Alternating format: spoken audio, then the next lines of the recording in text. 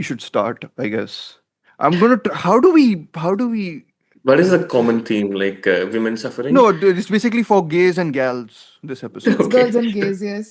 Yeah, gals and girls, gals and gays is this. Guys is the next one, and then for the last one, it's ensembles. But if you guys can find a good, better way in for like After the Hunt, Avatar, Fire and Ash, and what else is there? Zootropia. I have combined Zootopia and Zootropolis because it's Yeah. named Zootropolis here. I'm not in So, that episode, so I'm happy. oh. Yeah, So because Hamlet is not available anywhere? I Not can yet. ask, but I've heard it's. From whatever I hear, we are glad it's not because it would be in this episode, and it would Okay. mean another film that might have gotten a spoiler king. So I have really not heard like everyone who I follow who has a similar opinion of Train Dreams has a very Hmm. similar opinion of Hamnet, and I'm Hamlet. like, okay, I don't know about that. But anyways, जादू मंतर जादू मंतर जादू Mantar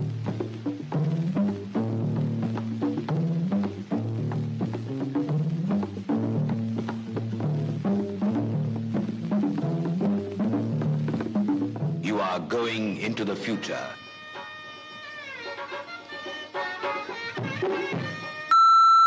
You talking to me? They always be these cheap clothing. என் பேர் மாணிக்கம் எனக்கு இன்னொரு பேர் இருக்கு Talking to me? Queen is dead. Hello, hello, hello, guys. If we are going to keep the stuff that we were talking about before, then you'll get an indication of what this episode is already about and how bitchy it might be. But, anyways, I'll open proceedings here in a way where I'm assuming that nothing which me, Ashwin, who's returning, he's been in other of our episodes before. Eddington is the last one, I think, from whatever. No, Paul Thomas Anderson is the last episode Yeah. in which he was, which is a great discussion. So please listen to that. But Ashwin is back. Arjun will be back for the next. So they are splitting duties essentially also here, like we are doing for everything in this series of quid episodes we've planned. But Arjun will be back in the next one. Then we have Cris, who's there for this episode. Won't be for the next episode, but then will be there for I think all the other ones. But hi Cris, hi Ashwin, how are you guys? Hi.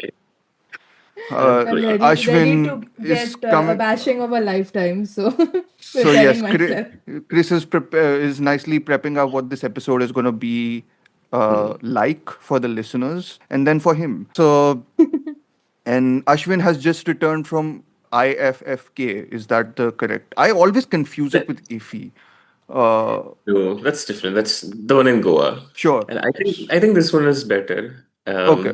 in terms of organization and whatever. That's And nice because that's the only time Indian film festivals have gotten a good word is right now. So mhm. please, we will sponsor. No, not we will actually. We'll not sponsor. The festivals can sponsor Ashwin for all this, so that he can then come on our podcast and then be very nice about them. So Absolutely. yeah, but yeah, because I think Yeah, so I've had Mhm. you know too many movies in the past 4 5 days, so Yeah. I'm in the mood to talk about it and complain about a lot of them. So Okay. I'm done. Yeah. Perfect. Perfect. And complaining is our motto, I Theme suppose, for in the some day ways. as No, well. our theme for the day is basically what we are planning rather than, the Oscar season comes around and then we do our Oscar catch ups and we eat our own brains and all that stuff happens. So, what we are doing this time is talking about lots of movies in bunches. And I don't mean that in the sense that we are talking about them whole, like, ki कौन सी खरीदनी है कौन सी नहीं खरीदनी है types, like in the sense that yes or no is not the if you are a quid listener, you know that we don't operate in the sort of yes we recommend this, no we don't recommend this sort of mode. So we are not doing that, but if you want an inkling of how we are going to operate these episodes, you can sort of listen to one of the episodes we did with Arijit last year on horror films, which is a horror film catch up where we discussed a lot of the films from 2025, 2024, which were horror films, and then we talked about them individually. For brief periods, some of the films which we think interested us more, we will be delving deeper into. And if there are spoilers, we will be, notifying you before the spoilers start. There are other films, and one of them is there today, which might to get the one word or one sentence disapproval from people or approval. But I don't think an approval will be coming in one, sentence. It will probably require more explanation. But there are particular films in the law. We are discussing in total about 30 to 35 films over the course of all these episodes. So these are in total, these are planned to be at least 3 plus 2 plus 2. So how much is that? Seven. Seven episodes. Three of them are Economist, ladies and gentlemen. or like basically someone who has an economist degree but has not done anything with it. Be clear about these things.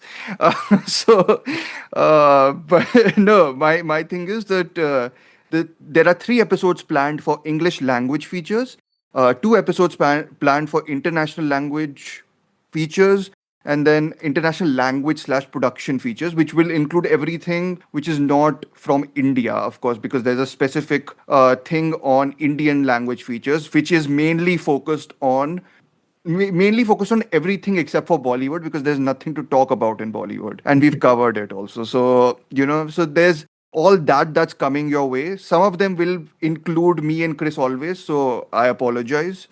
Some of them will not include us, so I apologize even more because they'll include someone like Varun.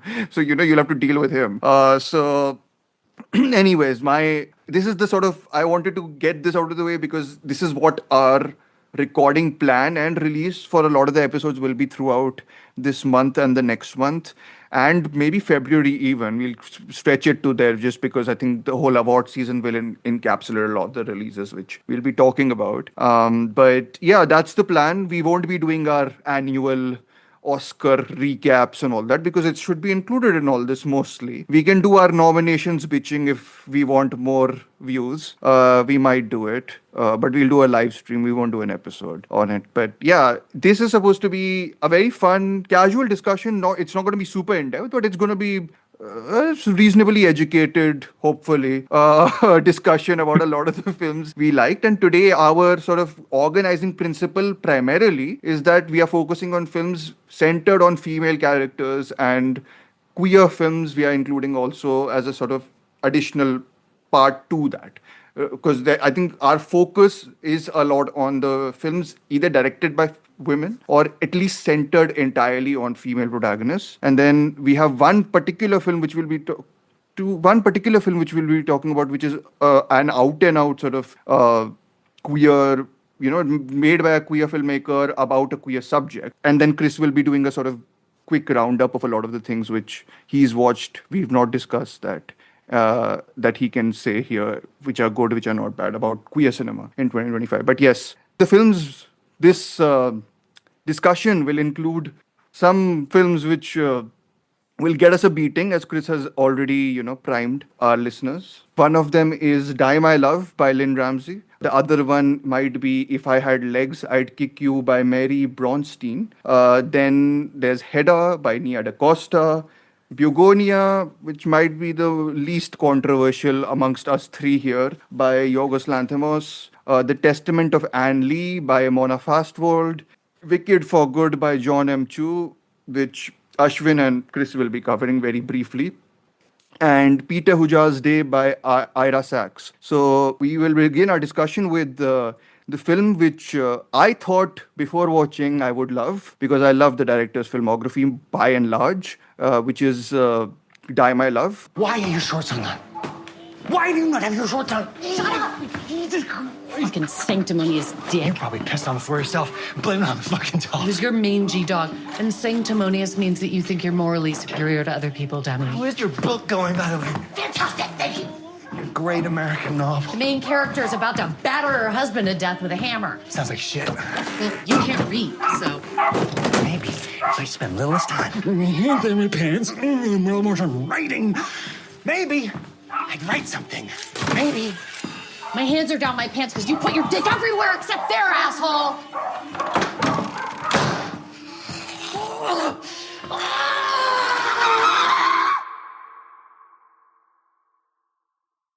This is Lynne Ramsay's fifth feature film, I think. First, she's made Ratcatcher, Morven Caller, We Need to Talk About Kevin, You Were Never Really Here, and this. I think these are this is the fifth feature film she's made.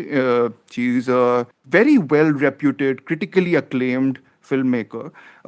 Scottish, I think she's Scottish, right? Scottish. Yeah.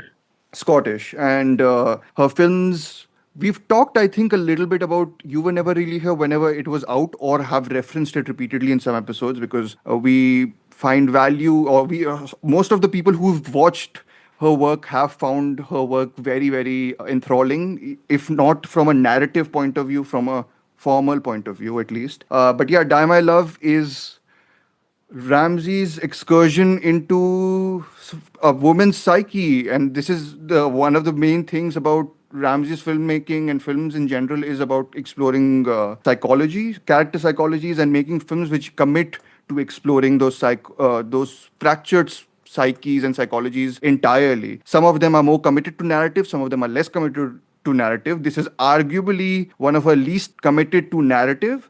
A lot of it is dependent on subjectivity, and a lot of it is focused essentially. And this is the one line premise I have for a lot of these films is a bit reductive, but please feel free to correct me and add to it. But my premise for Die My Love is a woman loses her mind because her husband is a dog lover, but she is a wild cat lover. So is that appropriate encapsulation of what Die My Love is about? Chris Slow is clap. slow clapping, so that's okay. Not good. Anyways, no. The film is about postpartum depression in many ways. It's about following a mother, and do they have names? Is what I was thinking. They do. Like his Yes. They name is do. Jackson. Hmm. Her name is I think it's It mentioned has like that the sort of mother-in-law. Yeah. no. But like I'm talking about like the Jennifer Lawrence character. Like, does she have a name? Like Grace. it. Grace. Grace. Oh, Yeah. Yeah. Grace. Of course, Grace, because it's Yeah. like That's what I'm saying. No, the mother-in-law talks about it quite a bit. Sure. Yeah. So yeah, no, but it's referenced so less in the film. Like the names are Yeah. Yeah. referenced so less that it feels like it's very much a he and she thing, which is sort of antichrist, is what that is. Because I will link a piece by Michael Sisinski, who's a great writer, who made a really astute comparison, and he liked Die My Love more than I think me and Chris did. At least I know Ashwin likes it more than us. But he made a very astute comparison by putting Ramsay's Die My Love as a sort of antithesis to both Terrence Malick's portrayal of motherhood in The Tree of Life, and Lars von Trier's portrayal of motherhood in Antichrist, and how this is sort of combating almost against both forms in very different ways. Anyway, it was a very interesting piece. I was more interested in the piece than I was probably watching the film, unfortunately. But yeah, it stars Jennifer Lawrence, star making turn again, which we will talk about. I think we have different opinions on her performance. And then it also stars Robert Pattinson, Sissy Spacek, which is what the Terrence Malick comparison was brought upon by, because she is Badlands. Badlands is there, and then the setting also has a sort of, it's set in Montana, is it? This also? Somewhere in the New England area, no? Yeah, it's Sure, one of sure. those. Yeah. Sure. So that sort of is there, and then Nick Nolte is also there, right, for whatever 5-10 minutes, and Lakeith Stanfield in what is arguably the most absurd section of the film. But anyways, yes, I will begin. We will always begin with the positive, so we will always begin with Ashwin, I think. So time I love Ashwin. You watched it at the festival. What did you think? And we can. I don't know if there is a spoiler warning for this because this film is so amorphous and like Yeah, there's narratively nothing to freeform. spoil as such. Yeah. Yeah. So yeah. Yeah. Go Yeah. ahead, but So it's narrative basically is just the premise, starts and ends with the premise. Like we have a couple and they have a baby and she loses her mind. yeah. And we just spend like 2 hours in her mind and how there are ups and downs and people try to help her. And so she gets better, then she goes back again. It's just kind of stuck in a loop kind of thing. And for me, it was all about the form of it all. How the night scenes are filmed. I really like it. I've heard complaints about it, like the day for night thing. Yeah. It's all like very hazy and like kind of magical in some ways, and Sure. I really love the performance. Like Jennifer Lawrence, like she's one of my favorite contemporary actresses. Like, thinking like, what was that comedy film like she did like last year? Like, I feel No like hard feelings. yes, yeah, I love that one. Like, I feel like no one else can do that. Like that and this back to Sorry, I back. made a face, but my fault. Yeah. So like it's just yeah, like she just gives herself to the Yeah. It's a very fullest like to the role. entirely committed performance. What Yeah, is that thing? Yeah. physically also like Yeah. it just really works. And Pattinson can do this whole. He can be a foil to these kind of like big performances. He Sure. takes up these kind of roles, and it really works. He's kind of like a himbo kind of guy. He doesn't really have a mind of his own or anything, at least from the point of view of the film. Like, it's Yeah. kind of stupid. Like, as you mentioned about the dog thing, like she's struggling with the kid, and yet he just casually brings in a dog to the house. Yeah. So he's like completely clueless about her experience, I feel like. So Yeah. that's what is Mm. causing the friction between them. Hmm. But they seem to have like some sort of a very weird physical attraction to each other in some, but yeah. So it's, I mean, but like, although it's like very, very clearly, like specifically about the postpartum thing, I think like in a more universal sense, you can say like she's just like another person who is struggling to like deal with something that most people can do it in a very normal thing, just Yeah. daily Mm. thing. She's struggling with that thing. So Yeah. in that sense, I found it quite moving also. Like, Okay. it's very difficult for her to do like the small tasks. And there's a point in the movie where like she gets like slightly better, and everybody keeps saying, oh, you look better, you seem better, you, and that's very condescending. Condescending. Yeah. Yeah. So I mean, I really liked how they're doing all that, like, and Yeah, how you. she You. I'm going to ask because there were a couple of moments in which I laughed with the film. There are that darkly comedic thing is there. I feel like, and especially when I remember there's this moment with this high society almost. What's this? Essentially, woman who's basically like made up this house for a party and everything, and she's just like, she just can't handle it, and just has like the Mm. most sort of dismissive responses to her. It's just like, just get out of my way, sort of that attitude, which she has, I think, throughout a lot of the film. Like, she is very, very temperamental, very, very, and I think I messaged, I think, these guys after watching it. I was like, it's been a while since I've watched a film which is this adamant on not wanting to be liked. And in the sense that I was like, this seems like the whole F cinema score film, where it's yeah. essentially like, I will make a film about this, and if you want to be on my wavelength, be on it. If you don't want to be on my wavelength, I don't give a shit. Sort of, it has that attitude to it, which I very much admire, actually. Chris, I will move on to you last, just because I think you are the Mm. least fond of this, and Yeah.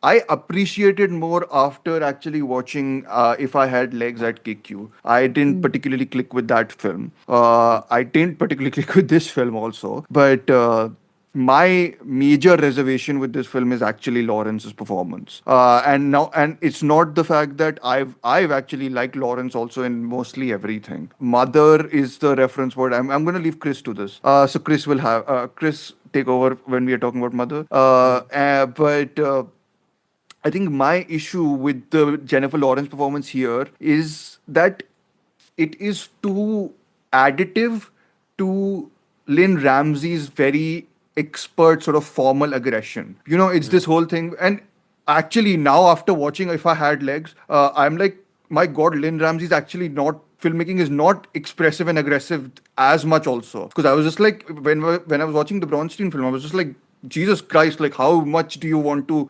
induce tension? And I'm like, I've never, like, it's been a while since I've had a film like really want you to sweat Yeah, it's because like of the an tension. assault kind of thing. Yeah, assault almost. And this is much more elliptical in the way it moves between time periods also. I think one of the big things I actually really liked about Die My Love is how fluidly it moves through its time chronologies. Like one moment you're back in some other place, in another moment you're sort of moving forward. There's another dream space. So it has the sort of, because it is taking no sort of concessions to appeal to a mainstream audience. It's very committed to its art housiness. In like, how fractured do you want the subjectivity to get? I will make it confounding. The thing is, I think, and I compared this to Morven Caller, but I think Morven Caller is the film with the role and a performance by Samantha Morton, which is good in accentuating the enigmatic nature of the whole thing. The issue with Die My Love, I think, is because Jennifer Lawrence's performance is so feral and so, like, assaultative almost in how aggressive it is. I'm like, I get what she's feeling a little bit too much. I'm like, I would like to be more in the haze of what she's feeling, as opposed to being consistently aware of how despairing everything is around her, if that makes sense. Yeah.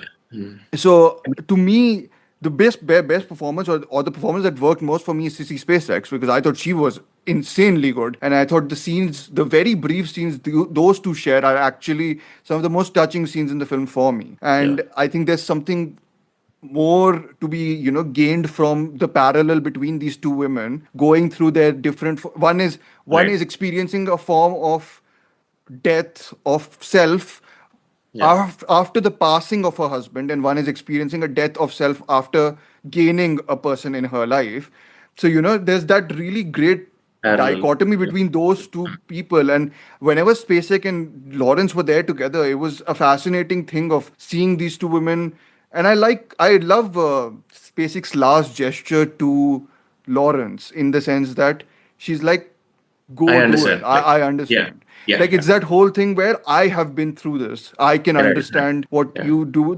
Even though I can't make you understand the value, maybe in what I Right. found, Right. I understand. So I thought that worked very well. But overall, I think the film just, like, the loop. I get that the point is the fact that it's looped around. In any case, everything is already set, everything moves around in a way where you return to the same position. I get all that. I just never found it as viscerally moving as I found her other work. And I think it's a lot to do with the performance and even the role. I mean, I mean it in the sense that if it was a little bit more elusive, I think I would have been more into it as a sort of consistently moving through someone who you don't understand. Whereas I think the physical nature of the performance, like, defines the gestures too strongly, and I thought it Yeah. was a little too consumed by it. But I have a very, like, I'm a huge fan of Ramsey's formal stuff. So to me, her commitment to psychology and, like, her commitment to capturing fractured psychology is something I'm very much in for. So the way it was moving around with that as a center, like, as a governing principle, I loved. So I'm very curious. Maybe I want to revisit sometime later and see how it works, and especially after If I Had Legs, I want to see how it plays, because I really, if I, because I thought, because everyone's been comparing Die My Love a little unfavorably to If I Had Legs, but I think it worked definitely more for me as a film, like, because I think I never got. I know Chris will not be accepting of this, but I never got exhausted by Die My Love, but I was also never entirely enthralled by it. So it's one of those things. But I admire it in a way. So yeah. Yeah. Anyways, That's Chris, fair. take over. Sorry, take away. You know, Take away. I'm feeling I think hungry. Sorry. Yeah. no, I mean, I think it's interesting to talk about because what you guys have said about the film, I find like on paper to be like absolutely very interesting. I just didn't get any of that, unfortunately, is my Mm. problem with the film mainly. I find Ramsey's like formal techniques quite intriguing, so I'm very Mm-hmm. interested in seeing her other work. This is Mm-hmm. the first film of hers I've seen, so I'm Mm-hmm. not sort of whole, handedly dismissing it or anything, but Mm-hmm.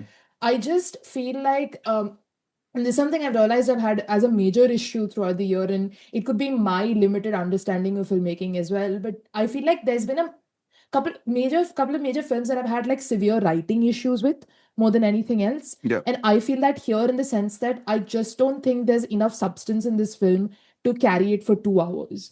It is over. I And think it is a little over long also. Yeah. I Yeah. mean, for me, it's a little for, I can understand why it'll be patience resting for someone not on its wavelength. Yeah. no, I find the patience thing still fine, because Hmm. again, with both this film and with If I Had Legs, like you said, kind of the point is to make you sit with the repetitive, almost, in unbearable nature of Hmm. this kind of an experience of being in this Hmm. sort of unending loop.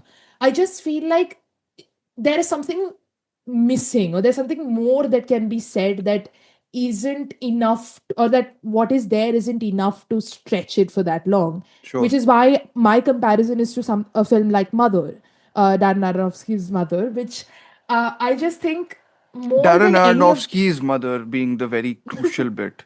That's Right. directed by a Because man. Bong Joon-ho's mother is better, I guess. I don't know. I mean, yeah, Bong Joon-ho's mother is terrific, but that's a very different film also. So yeah, Yeah.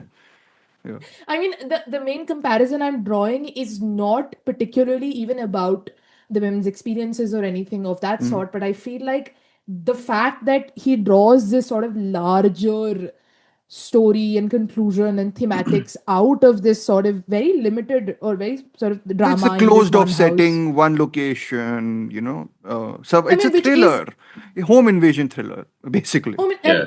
and it is, I mean, even Die My Love actually is pretty sort of confined to its Yeah. spaces and all of that. But I feel like Despite with actually moving around quite a bit in time, quite a bit. it does feel, yeah. So with Mother, I feel like that there's that something more which Mhm. makes it engaging and enthralling. With Mhm. Die My Love, I mean, this could have been a short film, or it could have been significantly shorter, Mhm. in my personal opinion. And I also feel like this idea of like the fractured psyche. My problem is that you're saying what Jennifer Lawrence is feeling too much. I feel like I Mm. don't feel what she's feeling at all. Sure. I am constantly distanced from her. I'm being Mm. told how she feels. I'm not feeling it. Sure. I don't need to. I also find it very admirable when films Mm. are willing to be disliked and happy to be disliked. Mm. And I find that intellectually very engaging. That's all right. But at least for me, as someone who seeks emotionality in cinema, and I'm not one for a very like detached filmmaking in general, I've never been a Mhm. big fan of it. I feel like this is a film which is trying to tap into a certain psychology, emotionality, suffering, etc., etc. Mm. But I feel absolutely nothing of it, and I'm so detached from it Yeah, that but I I am don't think that is the intention. Just like as a personal, I don't hmm, think that's been the intention of any of her films, in my opinion, at least. I've always felt that she's like, pulling you by the collar essentially and trying to spin you like the protagonist is spinning hmm, their head, like, in their own space or in whoever's space. So yeah. again, I'd be see how how mischievous can I be with my allegations? What if you like you were never really here, but don't like we need to talk about Kevin and Morven Keller, Chris. What conclusions can we draw about Chris from that? Anyways, yeah, sorry, Ashwin, you were saying something. No. You know, I mean, yeah, I totally get that.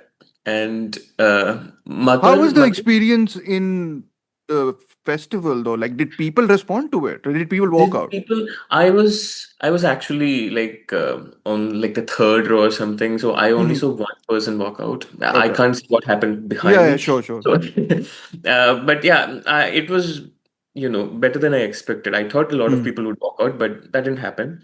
Okay. And I really liked it actually. Like they were all, uh, I mean, usually when things like this happen, Hmm. audience response, like they're like when they hate something, they could laugh at inappropriate times and all, but nothing like that happened. Hmm. I felt like they were responding to it well. And yeah, I understand the runtime thing because, again, there's no narrative as such. We are just kind of um, in the character's Hmm. psyche and, trying to see what's happening. And I feel like even she doesn't really know what's happening. Hmm. There is a there is this parallel of this writer's block thing. She's a writer, Yeah. right? Oh, yeah. She's a writer. And So I there is an forgot her intellectual profession and block everything. as Yeah. well.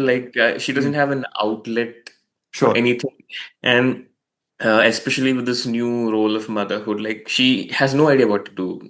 Yeah. So that stuck in this weird place, kind of thing. That feeling, I think we are just also forced to sit through that for 2 hours, I guess.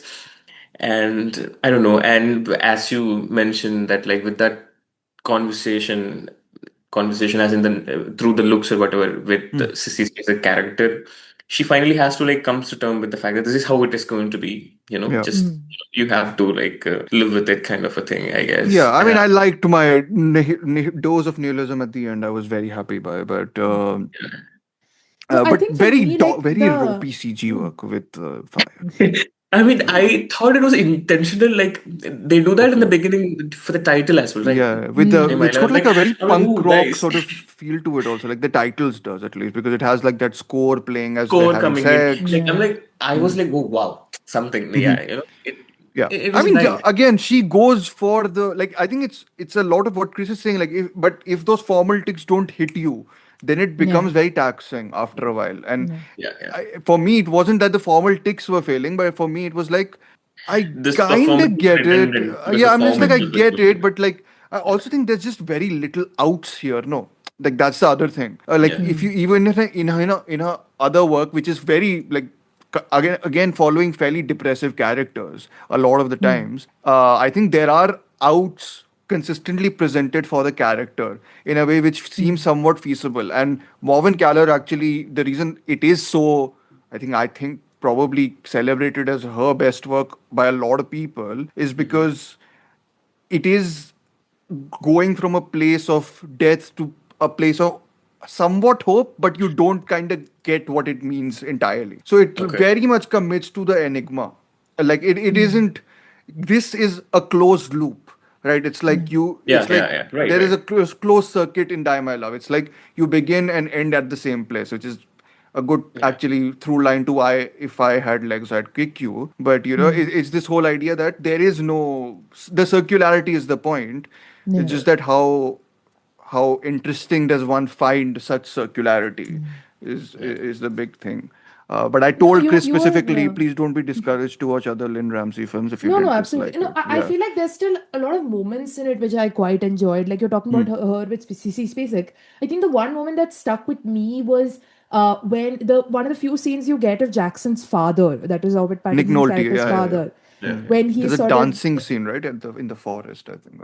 Yeah. there's a dancing scene, but also Right, there's right. when they're at home and they're Yeah. sort of talking very patronizingly about him. They're like, Mhm. "Oh, get him another drink." She goes Mhm. and she sits with him, Yeah. and Yeah. that is the one moment where she has this recognition with someone who's also being treated the way she is. I Yeah. think that kind again, how you talk about with Sissy Spacek, Hmm. those interactions I feel like are great and with Hmm. very minimal dialogue work and with just kind of the looks that they're giving each other alone Hmm. and like her I think she ties his shoes or something like that. Yeah, yeah. Yeah. You get that emotionality really clearly, and Hmm. I feel like if that had been more consistently put across, I could have seen it, but Yeah. I just apart from those few like moments, it just became I was honestly bored more than exhausted. I was like, I get it. What else can Yeah. we Mhm. can we get something more? Yeah, Yeah. basically. That's fair. Uh, Yeah. yeah. And but that was not sorry, Ashwin, I'm breaking the trend of going positive and then negative, but that was not your experience with If I Had Legs I'd Quick You, right, Chris? Yeah, What that was is it? not.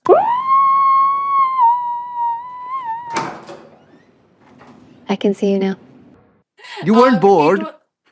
No, I described it to Dhruv on text as if I'm having a panic attack derogatory because Mhm. mother also feels like I'm having a panic attack, but it's a great time. I think Yeah. I watched that film I on a mean, that's on a that's plane. black. That's very committed to almost a trashy black comedy, which I think is Mm. very.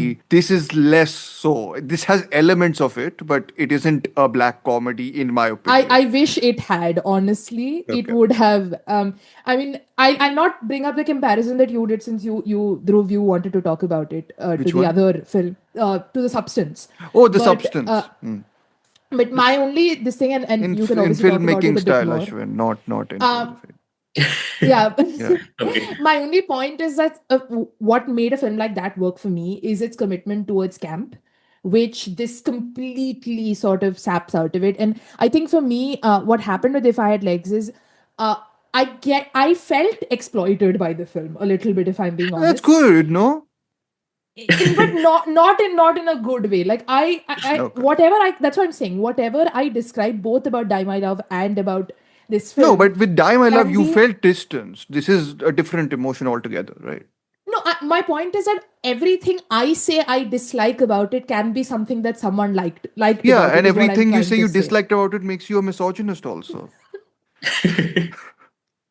Sure, sir. Let us I get to Testament of Anley. 1 second.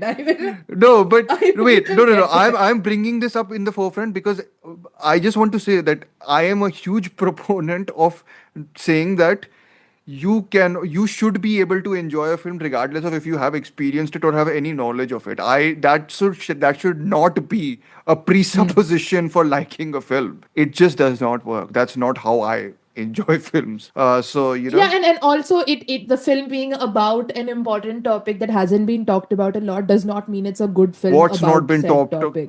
what is not being talked about. This I'm topic saying has I'm been saying going on since the Yeah. 70s, I 60s, know wherever. my Yeah. point is like, yeah, anyways. So with If I Had Legs, I feel exploited in the sense that this film is trying to get a reaction out of me, and that's cool. I'm generally with that. But it felt really inorganic about it, and it felt Okay. like the filmmaking was constantly forcing that out of me, which I'm not here for, to be honest. If what you're trying to do with respect to the film itself. This is the Karan Johar fan and the Dharma fan speaking, but sure. I'm just saying, like No, coaxing out emotions is not something which should be a problem, even no inorganically. no coaxing out emotions by reflecting that onto the film itself is Sure. different from coaxing it out by targeting to, like, looking down the camera, the lens at me and say, feel this here. I am not here for the latter, I'm here for the former, which I will Okay. argue all of these things that you mentioned are, which this I'm film just is not. throwing all the allegations that you would get otherwise. So just to, clear them out. It's not me throwing those allegations. Let me be very clear. You are I'm like not. tapping into the Twitter psyche. I've experienced Yeah. my Giving trauma an as well. opportunity to clear it right away. Yeah, You're Abhi just like said so that lampshading you all of don't your break more criticisms. so that you don't break more friendships on Twitter, which you already have broken a lot. So yeah. So I think there's, again, informally interesting things that are happening here, like for example the not showing faces of multiple characters in Oh, come on. That places. is that is the I texted Chris yesterday saying I- I was like the moment I knew it was a decision, I'm like, this is gonna be the final shot of the film, isn't it? And I was like, Yeah. lo and behold, come on, film. At least subvert my very basic expectations. no, But anyways, but that's exactly what kind of went from formally interesting to gimmicky, right? Like I find this sure. film to be incredibly gimmicky. Like I think ASAP Rocky is fine, but I'm like, you're casting ASAP Rocky and Conan O'Brien in this film. Uh, I'm immediately a bit skeptical. Like, what? Where are you going with this? What are you trying to do? But I just feel like it's, again, there's one thing, like don't feel like there's enough to carry this whole film It's also for two as long hours as it long, yeah. is. Yeah. Like And 1 hour I 55, yeah. Yeah, and it's just so blunt and in your face with everything. The extreme close-ups, the claustrophobia, the imagery, the hallucinations, the this, the Imagery, that. yeah, the whole, The the whole, whole, yeah. yeah. I was And like, what was The the black whole. hole or something in the hole? Like I'm that like, memory of there her are abortion or something. yeah, it's Yeah, too like it's narrative. The construction is so visible, na? I think like Yeah, yeah, yeah. yeah. weirdly enough, it is about how the construction has fallen apart, but the construction is very visible in how it's, you know, doing all this. And I was just like, I messaged Chris because again, I watched the opening and then I fell asleep. Not the film's fault, it's my fault. But I messaged Chris after because when I fall asleep, I then rewatch the opening again. I don't, continue from the thingy. So I was like, Chris, tell me this: is the film this uh, blunt about its metaphor? Like, is that the womb? And why is it that the womb that overtly, that quickly? I'm like, And is the what did I reply with? oh, it gets much worse. And I was like, oh, okay, okay. No, but I was so I think the whole exploitative angle of it to me is not bad. And by the way, I forgot to do my premise. Yeah. Thank you, Karo, Chris, for karo. not reminding me. So this is also about a woman loses her mind because her husband and insert name of any medical institution is never there to consider whatever she feels or desires. And her child also has a medical affliction, which is weird, which is very eraser heady, isn't it? And it's Uh, very like nondescript and again but wo it to, very surface well, level see, in the its. thing is that when you commit to the psychology stuff, this like is the license also to be very vague and all that about this stuff because it's like, oh, the woman doesn't even Possibly. look at her child. I think the whole conceit is that she doesn't even look at her child, and of course, No, vague I viewing, get in that, but illness. I Yeah, feel like a certain level of specificity is required just for it to feel like an actual narrative. Like there are points I'm saying this there is is just like an. specificity. Come on. I found the specificity to be You didn't. hugely I lacking. thought. I thought the whole bit at the beginning itself was very specific about the pizza and the cheese. I was like, that's a good. Like, like No, that's who one puts? thing. It doesn't Okay. it doesn't carry forward. I feel like the Sure. only like there's one moment with again ASAP Rocky in the beginning where he's like, oh, she won't eat this biscuit which like he Yes. brings or something like that. That is there. That's interesting. That's what I'm saying. The Hmm. opening I was definitely intrigued by. Hmm. As it goes along and she keeps coming back to the house and then it turns into a horror film for some It is an reason. elevated horror film. It is. I did because It's when I looked it up, I produced by didn't see that. A24, by the way, so it also I fits. No, I got that, but like for some reason, whenever I was looking up about it, I never found out that it was. I never like read that it was a horror No, no. anywhere when I saying mean, this. I don't think it's categorized, but it is even with the titles being all like this gothic red, and I'm just like, you're Yeah. going for that horror film only, aren't you? Like, I could like. I can Anyways, just hear all of Amartya's bitching about elevated horror right now. he Like like this. He like this. I generally don't agree, but I'm about to say like whatever arguments he said about what like I saw the TV glow or whatever, just like transpose them here. Please do not compare that with this. But anyways, I'm saying his criticisms. I'm not comparing. I'm not insane. okay. Uh, I don't know if Ashwin is a fan of that film, but anyways, Which one? I saw the I TV glow. I like it. yeah, yeah. So okay, good. You're on the good side, Ashwin. Yeah. Anyways, Ashwin, you say you I think again liked it. Not I mean, I unsurprised. liked it. Okay. That's it. And This yeah, also I you mean, watched at the fest. yeah, yeah. Okay. And I thought it was a bit funny, like in some Hmm. moments. So I I think it's like going that. for it also. It's going for it, and Mm. all the ASAP Rocky bits were kind of funny and nice, and ASAP Rocky much better here than he is in Highest highest to to lowest, Lowest, in which he is terrible. Uh, kind of, yeah. yeah. So I don't know what to say. It's like like a performance, like a vehicle for Roseburn to perform, Roseburn, right? kind of thing, yeah. Hmm. And I like the performance, Yeah, same. I and liked it actually. I liked it too. uh, I'm a big Roseburn fan in general, and the issue is that yes, she's stuck with freaking Seth Rogen and doing all this nonsense comedies. I never get to see the films that she makes because mm, I am a bit allergic to Mr. Rogen now. Earlier it was fine, but now I'm just like enough already. I think the last film I watched is with him and Charlize Theron, and I was like, I am so glad Charlize Theron is here because I would have walked so out that otherwise. spy thing, Was it a something spy? like that. No, sorry, It was yeah, something. It was it one was of a those Seth Rogen it was a comedies. weird rom-com kind of thing, I guess. Yeah, Yeah, yeah, yeah. Anyways, like Charlize Theron was there. I was like, oh, nice. She's, human. So I can yeah. relate. I'm not a, pot smoking moron. So I don't relate to Seth Rogen and his pals. But, anyways, Uh, no, my point is, I didn't want to go to Seth Rogen rant. My thing was, I really like Rose Byrne and whatever stuff I've seen her in. And I was like, this is a great showcase for her. You giving her like this much intensity to the max. Who gets this many extreme close-ups nowadays? yeah. Except for if you, and I remember, I think I texted Chris also saying that I'm curious to see what you make of something like a Safdie Brothers film because this reminded me of a Safdie Brothers film in Uncut a way. Gems? Yeah, in its sort of Which kind? aggressive tension, and Like but things I really just like keep those getting films. worse, kind of thing.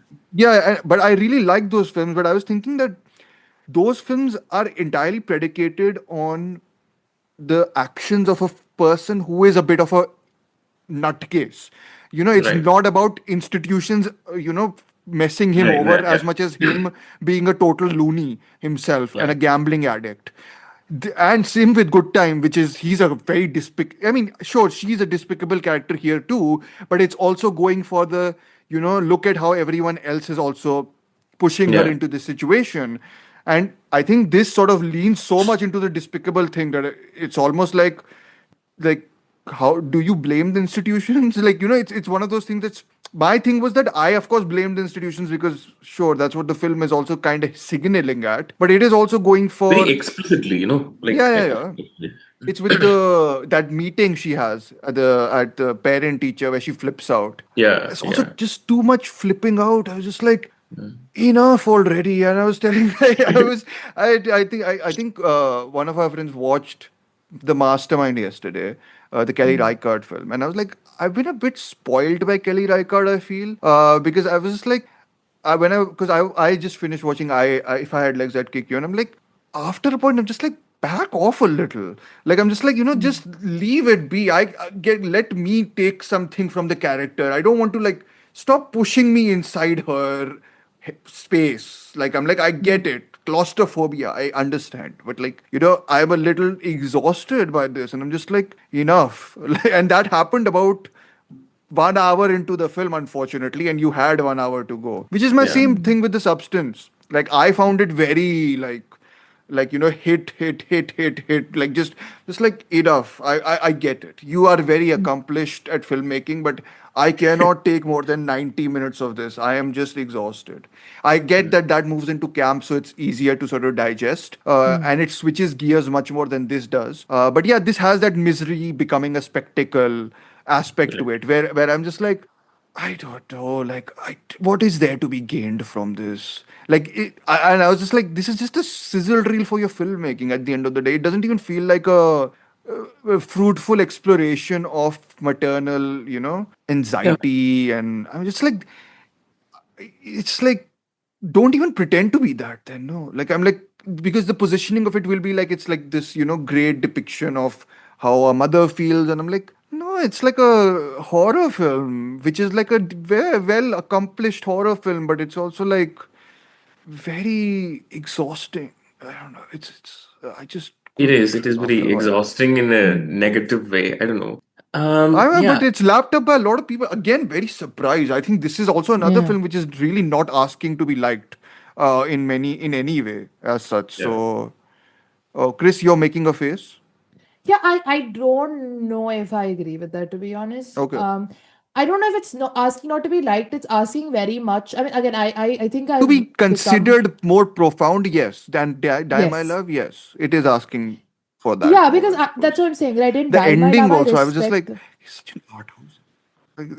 Like in my head, I was like, this is such a cliche of an art house ending. Like showing her going into the water 5 times, and then like just lying down on the beach, and then of course the final shot happened, and I was like, come on, movie, don't No, don't don't kid that's what me. I'm saying, right? I get very annoyed at this performing this aesthetic of profundity. There is like nothing that annoys me more than that. This will make a spectacular reappearance in the next episode when we talk about a film which none of us have liked, but everyone else seems to have loved. So, yeah, No, but I feel like at least with Die My Love, it it is what it wants to be, and it knows what it wants to be very well. I think at least Ramsey knows what she's going for. yeah, Here, that's why I said when I feel exploited, I feel like it wants a very specific reaction out of me. It wants me to think, oh, what a profound introspection it is into this psyche and into this experience. sure. And I'm like, if you can't get that reaction out of me just by the merit of your work, I'm not interested. Which has been why I've sort of become a bit more sort of bitter about it, Yeah, as more bitter, as I've Yeah. thought yeah. about it more. And Chris I will mean, be I mean, for watching her me, mother again. So, anyways, sorry, Arshan, you said. Mother is actually like a more of a genre film. No, it's a very fun Hmm. film for me. Yeah, it's Yeah. nonsense. It's almost like a trashy art house film. Like it's one of those Like, things in some yeah, ways. Yeah, trashy retelling of the biblical story. yeah, exactly. Hmm. Yeah, It's fine. Yeah, for between this Die My Love and If I Had Legs, I feel like Die My Love is a character piece, so I can appreciate it that way. But If I Had Legs, as you said, it is interacting with all these institutions, and there is a Yeah. very clear, explicit political statement, Yeah. subtext kind of thing. So, like, I feel like they're like hammering it down, So I can't really appreciate it as a character piece or anything. Everyone is so horrible in this It's film. about Like, I was just like, They're not how hard it is to comically be a horrible. Like, yeah, which doesn't really match the like. If you're going for this really realist, quote unquote, realistic tone it's of not like realist. It's her, no, exaggerated. No. I get that, but you're still like. If you exaggerate her, I feel like it doesn't make a lot of logical sense. If you exaggerate her suffering, then there's no empathy because you're saying, "Oh, it's actually not this bad." I'm Conan making it O'Brien has a worse further. moment. Yeah, so my point is that apart from I that, don't think if he's very good in it, but anyways, It was yeah, but distracting, like, I mean, yeah, I was like, I've seen. Okay, I don't watch comedy shows that much. I was like, I've seen this guy somewhere, haven't I? I'm like, if you're doing the Safdie's brother thing, then why don't you even like go one step ahead and take actors who are not known and take them like in roles which feel more organic to their presence. Like do that so that at least it feels more like lived in or whatever you want to say. Lived in. yeah. I hate using that word. Anyways, So you were saying, Chris? No, but but then you compare The that to how comically sort of, yeah. comically like horrible from that lady who who runs off to the Oh yeah, the other she hits patients her and also later on. I mean, she's she supposed to hits be her.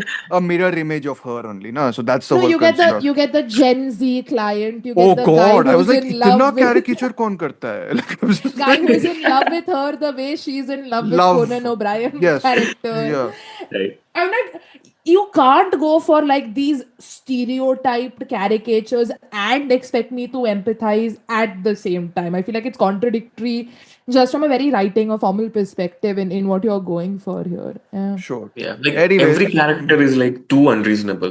That lady's husband, who won't come and pick up the baby. Like, yeah. So no, but see, everybody's too unreasonable. Yeah. Ashwin, the justification for this would be that you haven't, seen this. ये तो like It this happened happens. in real I'm life. like, Yeah. but I'm like, I get it, but again, I think the difference is that if we haven't seen it, we still need to find it enthralling or exhausting in a productive way. In this, I was just like, can someone just stop being this horrible? I'm just like, just stop it. Like, I'm like, finish it off. Like, I'm like, just do the C thing early on, or whatever.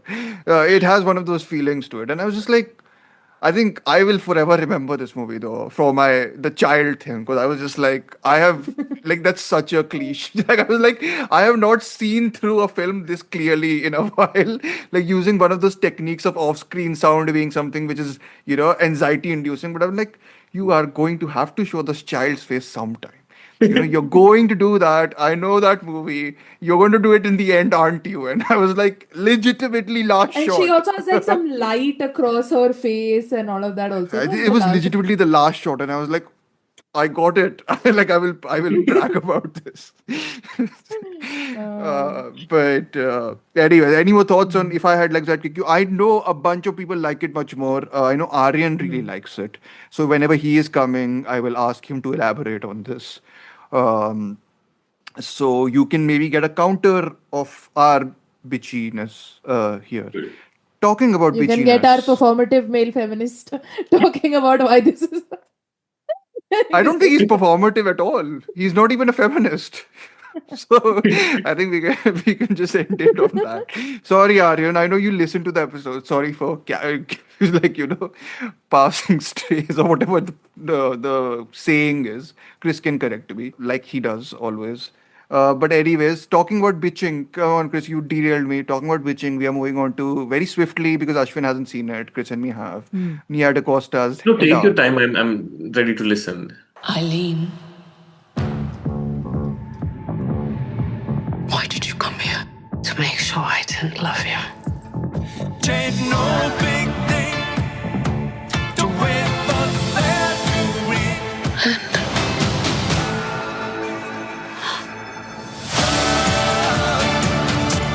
You sing. What? On edge. Hedda, darling, what are you up to? You'll see. You're not leaving, are you? Best to resist temptation. Oh, come on, Eileen. You're stronger than that. What has got into you? Sometimes I can't help myself. Jesus, these people. No, we don't. Like, again, I like it, but I don't like it enough to be all like passionate about it. And Chris doesn't dislike it enough to be passionate about it. But anyways, but it is a very fun, bitchy film in the sort of in the way which I very much enjoy, because I think it's very like it's Who poking doesn't fun love a at. chaotic bisexual, of course. Sure. Okay, I didn't think about it that way, but sure. I mean, see, the issue with I think a lot of the Hedda thing now, and like a character like her, is that it automatically to me calls into mind Phoebe Waller-Bridge's Fleabag. This is played at a very different register, and she's much more venom. Okay, I have a issue with the score here. Well, not the issue. I don't have an issue with the score here. I have an issue with how it's used. The score itself is quite interesting and eclectic, actually. It's a Hilda Gutner daughter, no? Yeah, so I didn't want to pronounce the name and mess it up. So, what is the name again? Please pronounce. I think it's Hilda Gutner daughter. Okay. Oh, the Joker lady. Joker. Yes. Yes. Yeah. Okay. So yeah, her score is there, and it's a very formally, pretty film. Like it's actually like it looks very nice. It has a great Spike Lee homage in the middle of it. There's one shot which is the Spike Lee shot that happens, and it happens at the perfect moment. So Nia DaCosta clearly knows what she's going for. I think she is doing it a little bit too much to cinematize a Hendrik Ibsen play. It's based on Hedda Gabler, the Hendrik Ibsen thing. So she's trying to cinematize it in a way where you can kind of see the cinematizations in front of you, and I'm just like, it's a little bit too try hard in that aspect. But I think the material itself is very like juicy, so it like sort of when you're watching it comes across very naturally. But yeah, it's my premise for this. Again, you can do your slow clapping. Actually, this is not that. At least I'm not attempting to be that funny here and failing, so it's okay. A crazy woman makes every other queer woman and heterosexual man lose their minds in this adaptation of Hendrik Ibsen's famous play Hedda Gabler. Yeah. Okay. So slow clapping only. Again, thank you, Chris. Anyways, but it is. I think this is very accurate, though, isn't it? Okay. No, it's just a Okay. chaotic That was such a bisexual being. sarcastic. Okay. But anyways. No, it is as a fellow chaotic bisexual. It's a chaotic bisexual being a chaotic bisexual. The movie. Yeah, I said to Chris that this is catnip for you. Like, why have you not It liked should it? be. Yeah. Yeah. No, but yeah, you go ahead. You voice your issues. Okay, so I think I read one Henrik Ibsen play in my undergrad, which is, I think it was the enemy of an enemy of the people, which is a very Okay. famous play. And I generally have liked whatever I've read of his. I think outside of plays as well. But This is whatever that fairly like there's radically different things in this than the Ibsen play. So the racial politics and the queering of the Angle, yeah. characters is not there in the Ibsen play. Yeah. Yeah. So I don't think this is a source material problem, first of all, because I generally tend to like how Yeah. Ibsen writes. My problem, I think, is that I love literary adaptations. I'm a big fan of when sort of you try to bring to life the written word in a very like words that are constructed primarily for the written world, which are then Yeah, adapted into the visual form. But I feel like it's also a big problem when you do, because every medium has its language course, and all yeah, the yeah. things we've discussed obviously endlessly. But this feels like a literary adaptation derogatory, as I said to Dhruv. In the Explain to sense me that what that means, though, in or what in that what expand it on means. that.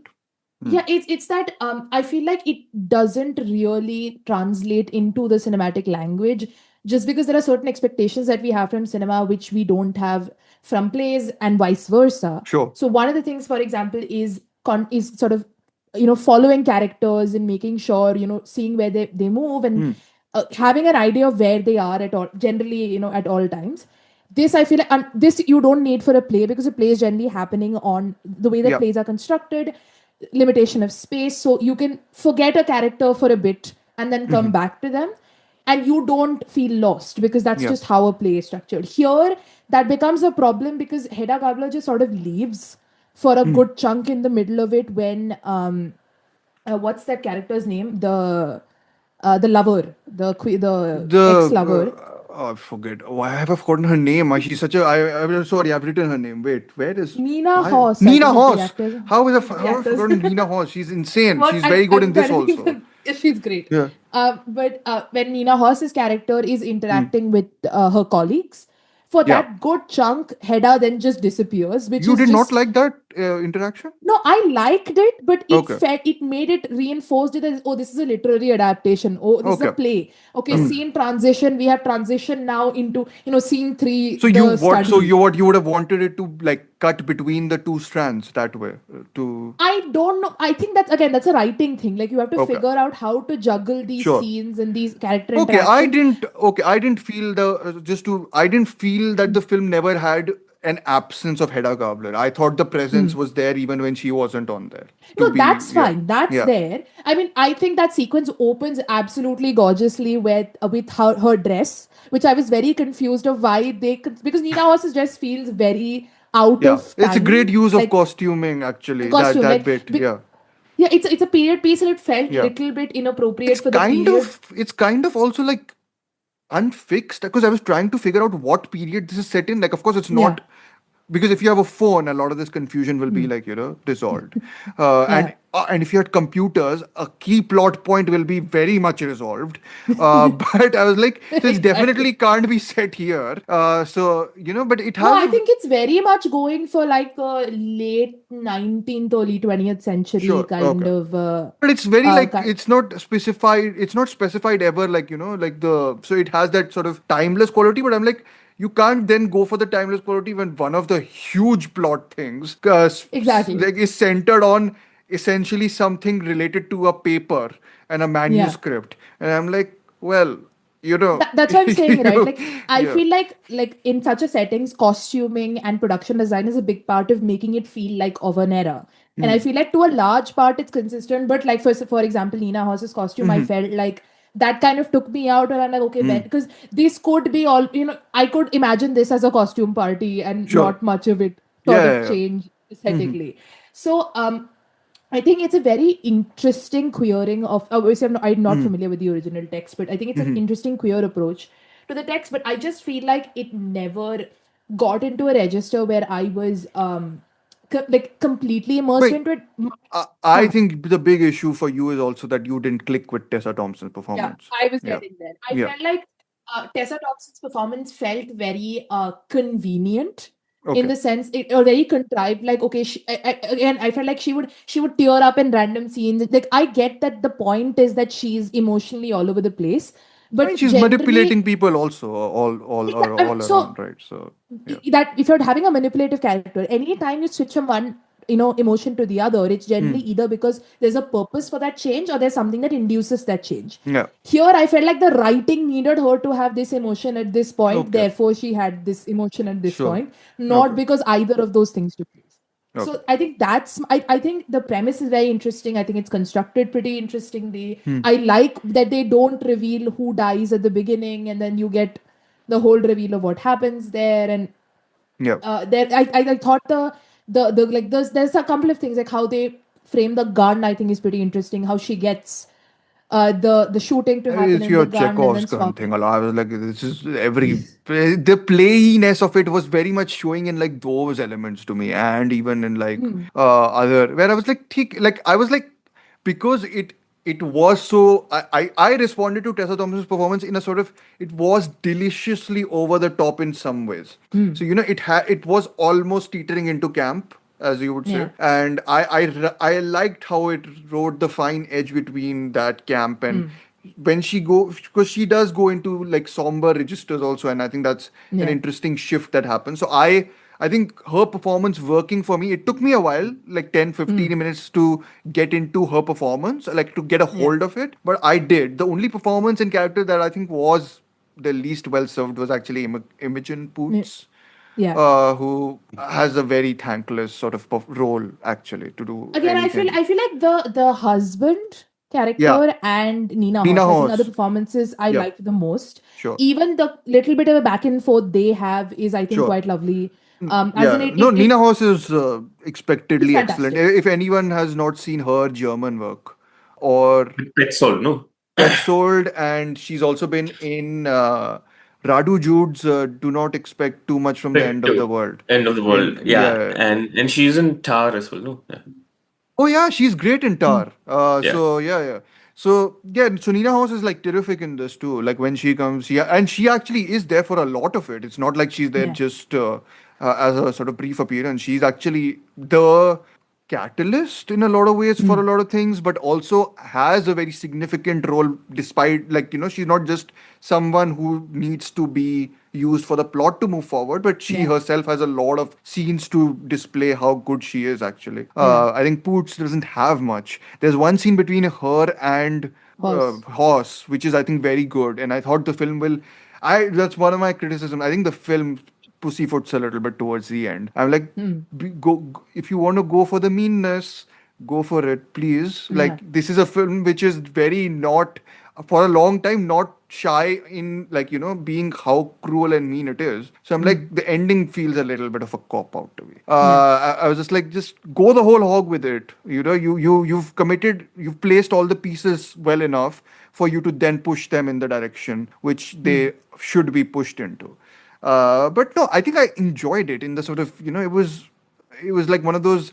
I really like these films which are set in one location in any case. I think there's a lot of ways in which we actually, weirdly enough, that's another common thing amongst a lot of the films we're talking today. A lot of them are set in one location, not including Testament of Anne Lee, of course, and Wicked for Good. So, though you can say it is located in one In location, which one is, place, yes. yeah.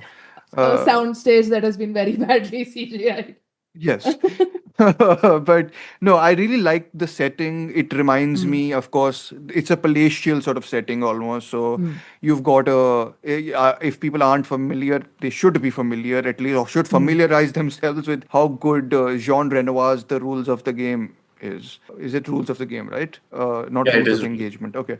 Rules of the Game. So it has that sort of setting to it. It's got that really, bitchy people being bitchy. But then you also have the emotional anchors in Nina Hoss Yeah. and Imogen Poots in some ways, but I think Nina Hoss primarily. Yeah. So yeah, like I think it's one of those dramas which I'm like, I think I've stopped watching a lot of American indies just because I had my share of them in when I was in New York. I used to watch so much that I'm just like, I get the gist Sundance Festival or whatever. I get the gist American indie. But no, this is like fun. This is more European in flavor also, I feel. So I guess it very much lends into my sense, like interest, I suppose. And No, yeah, I I think. think it's enjoyable, but disposable, I think is my problem, to Yeah, be but very I felt the honest. Yeah. same. But I think the reason I'm more like, generous on it is because I think the Thompson performance works for me. Yeah.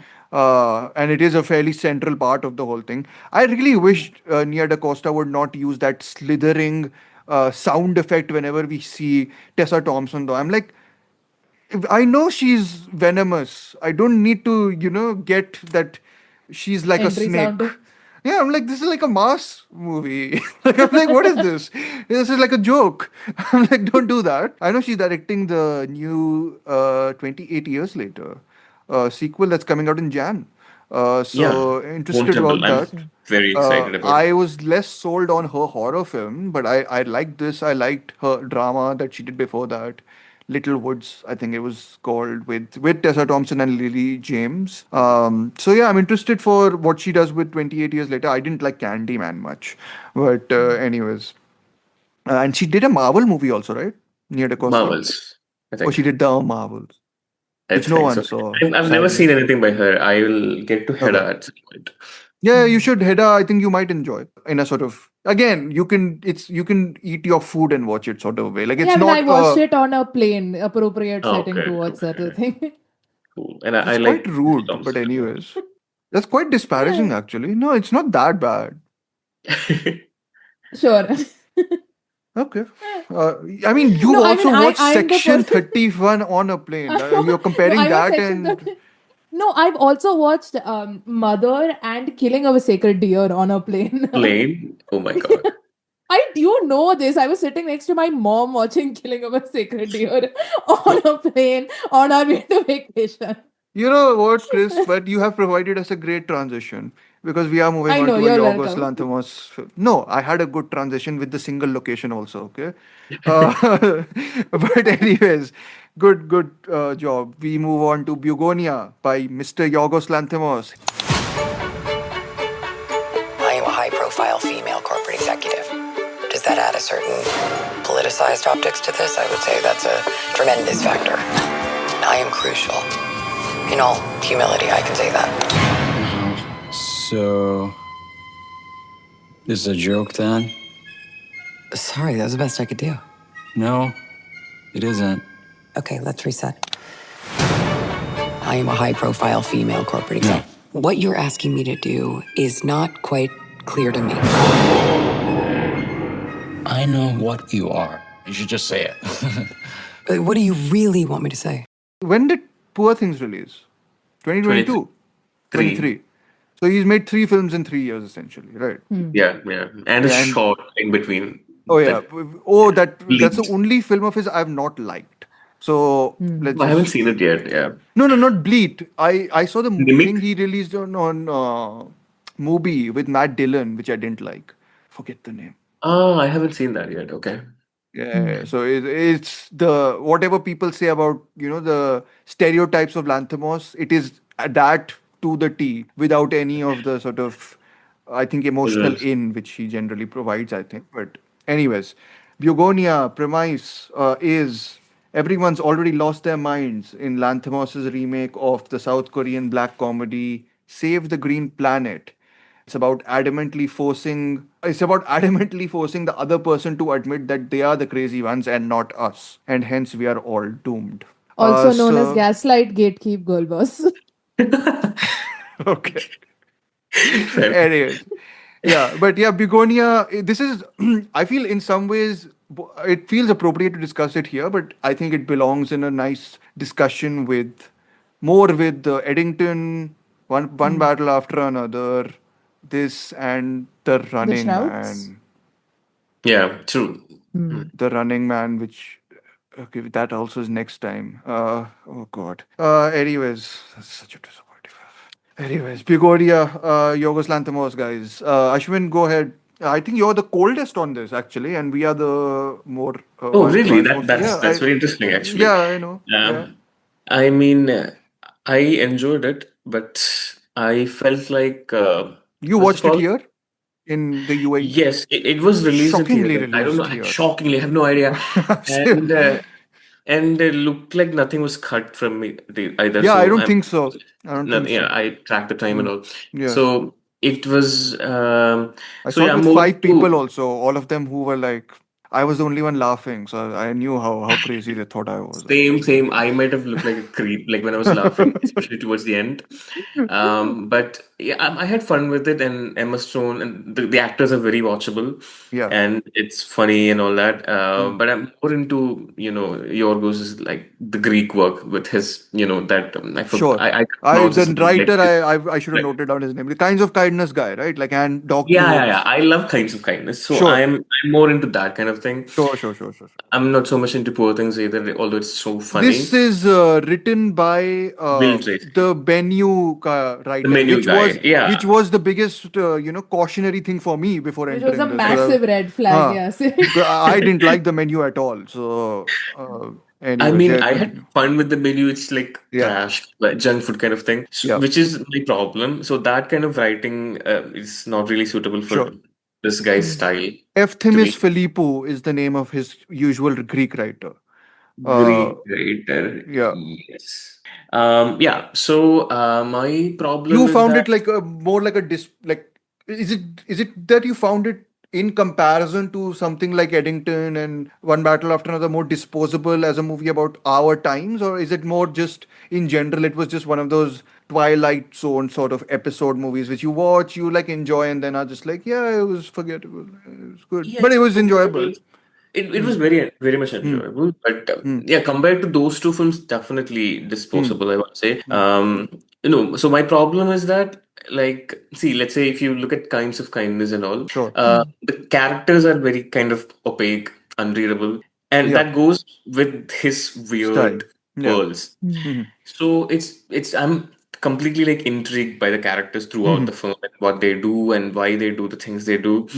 And I feel like at the end, I feel I can find kind of a common thread, like what is holding together. I think it's about like relationships in general, like what Yeah. do you say, like toxic codependency kind of film. That's what I think about Oh, kinds of kinds of kindness. kindness. Yeah, yeah, yeah. It's Yeah, yeah. which really worked for me. But Hmm. here, his aesthetic with such like very very clearly defined characters. Sure. Like there's no ambiguity in anything. Like we I know mean, this the is. whole is she an alien or not is the ambiguity. Yeah. Yeah, that's a narrative Yeah, that's the narrative. Yeah, yeah. But ambiguity. But these like in people terms are of very clear about what characterization, they are. like yeah, what she stands for, what he Yeah, stands for, what the autistic cousin stands for, like yeah.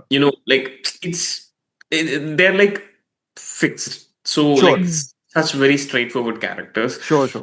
So when they are placed in this world, it doesn't really Gel. Sure, all that much. I feel like you don't have to hire this guy to do this kind of a film. sure. And Will Tracy, he wrote for Succession, right? Like, I think Okay. this would make a fun Succession episode with that Sure. documentary style thing, Hmm. leaning a bit more into the comedy. I think Okay. that I would have preferred something like that. Sure.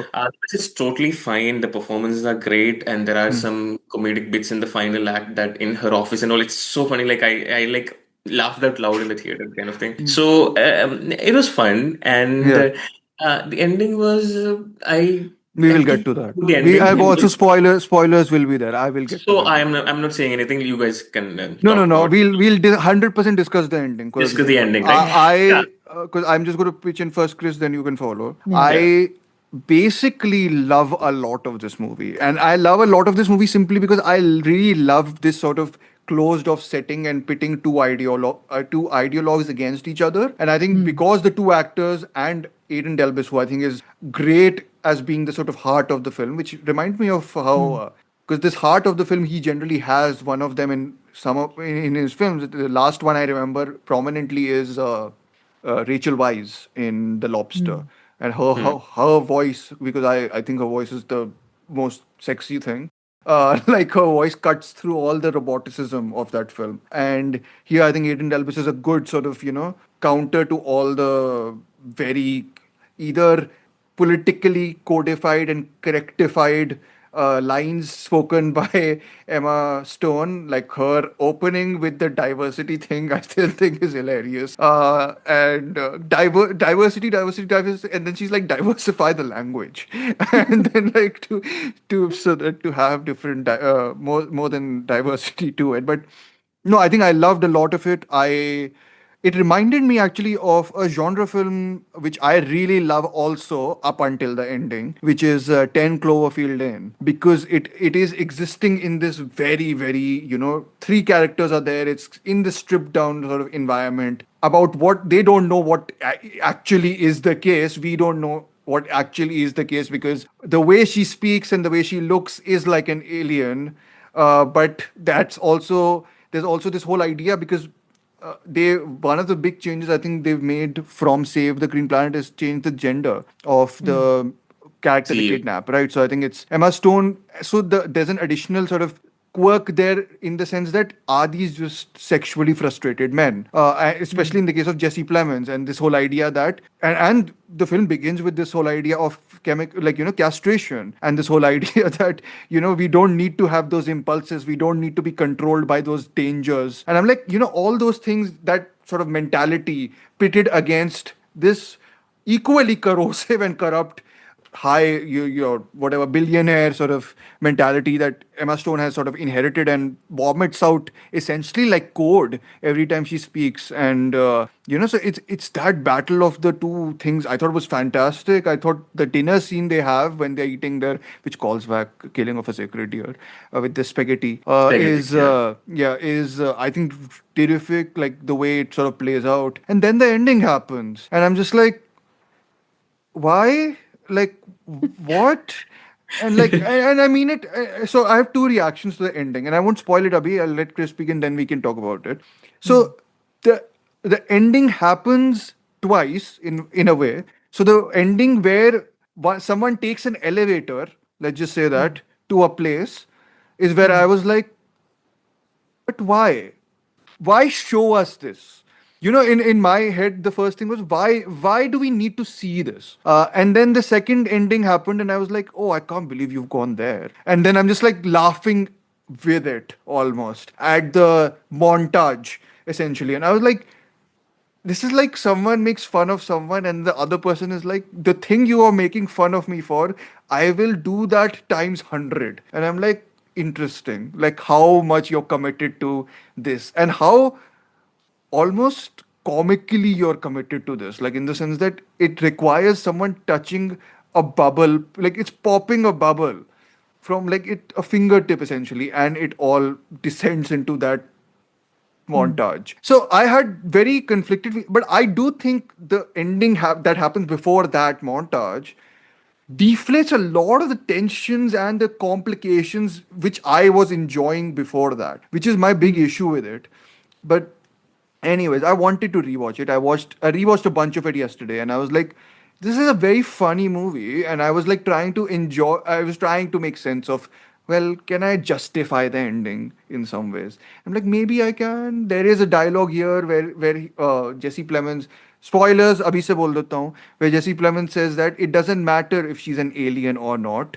She is already, killing us in a different way. So this whole idea that the alienness equated to corporate, greed in many ways is there, and you can kind of, I'm stretching this, kind of assume that the elevator she takes is to the people who are always in control, and they are so distanced from reality that they are the only ones who have the access of controlling it. So, in my head, that's sure, but otherwise, it just feels a bit amorphous. I'm like, I would happily take a movie in which she's not the alien.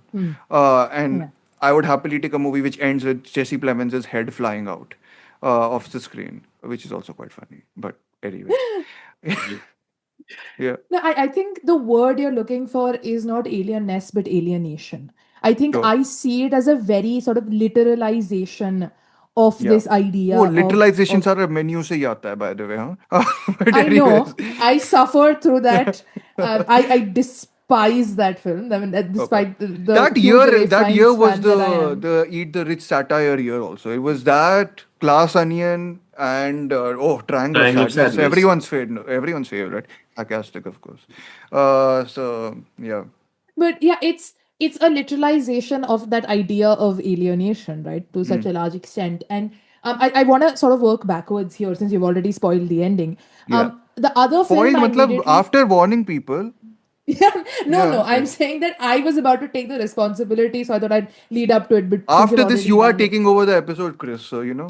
Yeah. So the idea is that other film that I thought of when I was watching this, funnily enough, is Weapons, which also does a sort of similar thing in that it takes a conspiracy, but like, oh, what if the conspiracy is real, right?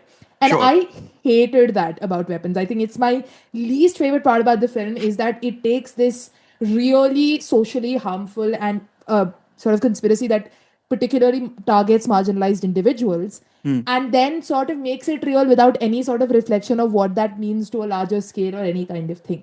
Sure. Here, I think I chalk it up to the Lanthimos treatment of the whole thing. And I told this to Dhruv as well. To me, the film is compartmentalized into two parts. It is everything up to Jesse Plemons' head flying off is the film.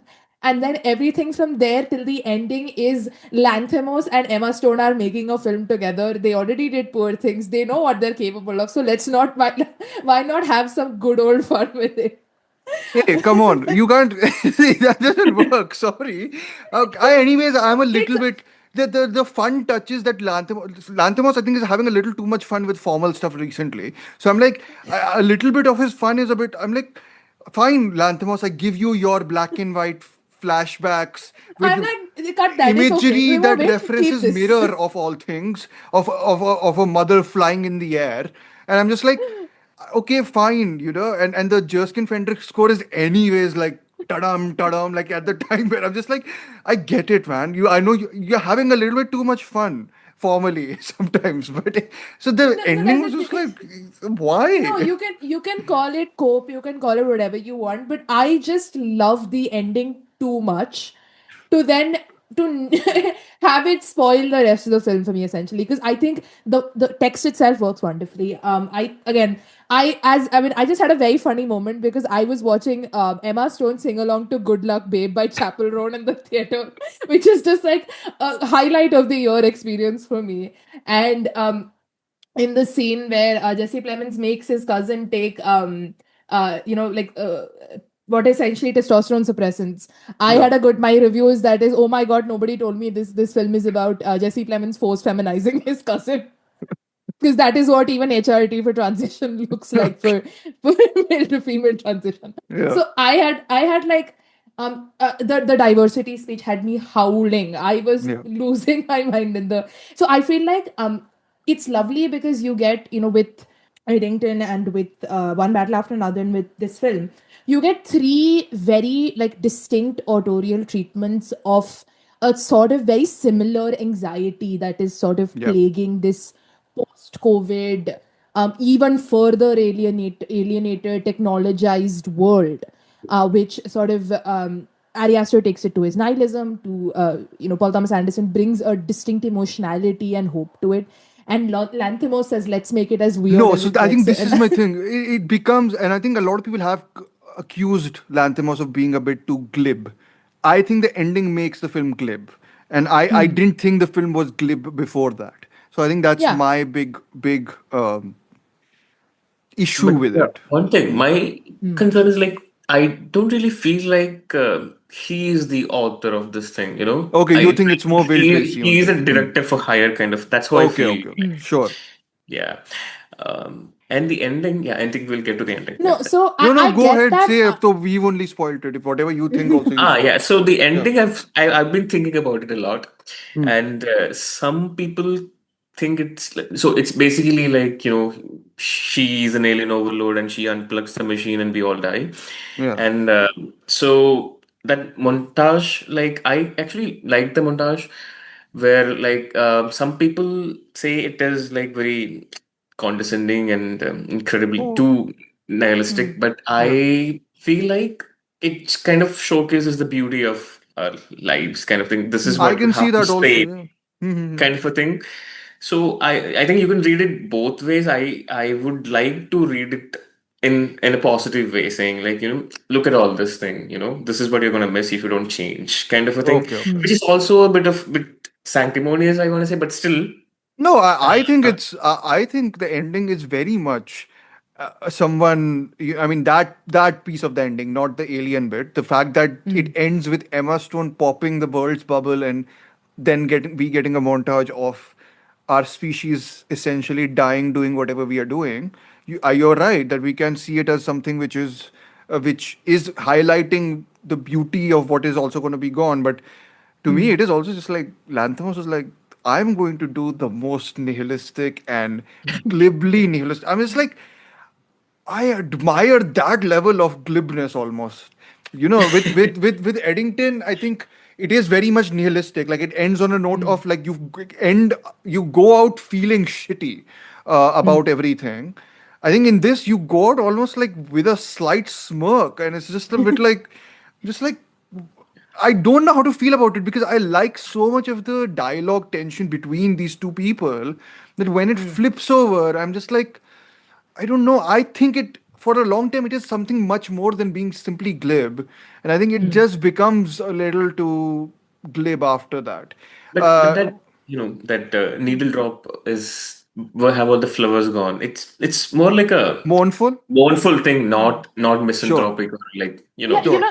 yeah. I was reminded of there's this completely different thing, but it's like an Hmm. opposite way of talking about the same thing. There's this incredible multimedia project by this artist called John Boyce called Football 17776, and Okay, it's essentially about what if, like, at some point in the it's like somewhere in the 2020s or something, people just stop dying and okay, no illnesses take place anymore, but nobody's born either, yeah. nobody ages, nothing, and so Hmm. the world just goes on Hmm. from 2020 something to 17776 of life just existing.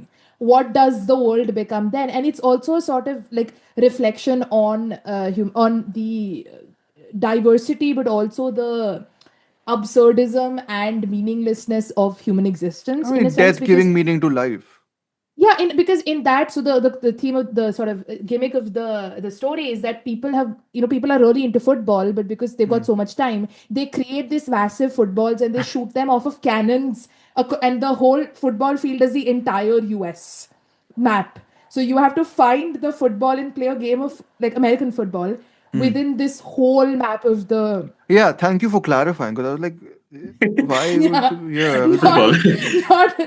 not not the what we call football and they call soccer, American football, across this entire map of it, and it sort of delves into this beauty but also absurdism and meaninglessness of the things that we do. And I think, if I were to contextualize the ending, which I don't want to, but if I were to, I see it as a sort of reflection. Like, I think it definitely can be read as glib, but I also think it's such a snapshot, right? It's a snapshot of the world in and how it runs because we run it, and the yeah. moment we are gone, it stops running, and that those images and those places are so meaningful to us. And so there is that I mean, mournfulness, but that playfulness, isn't and there all the whole that. thing where the animals are still alive though?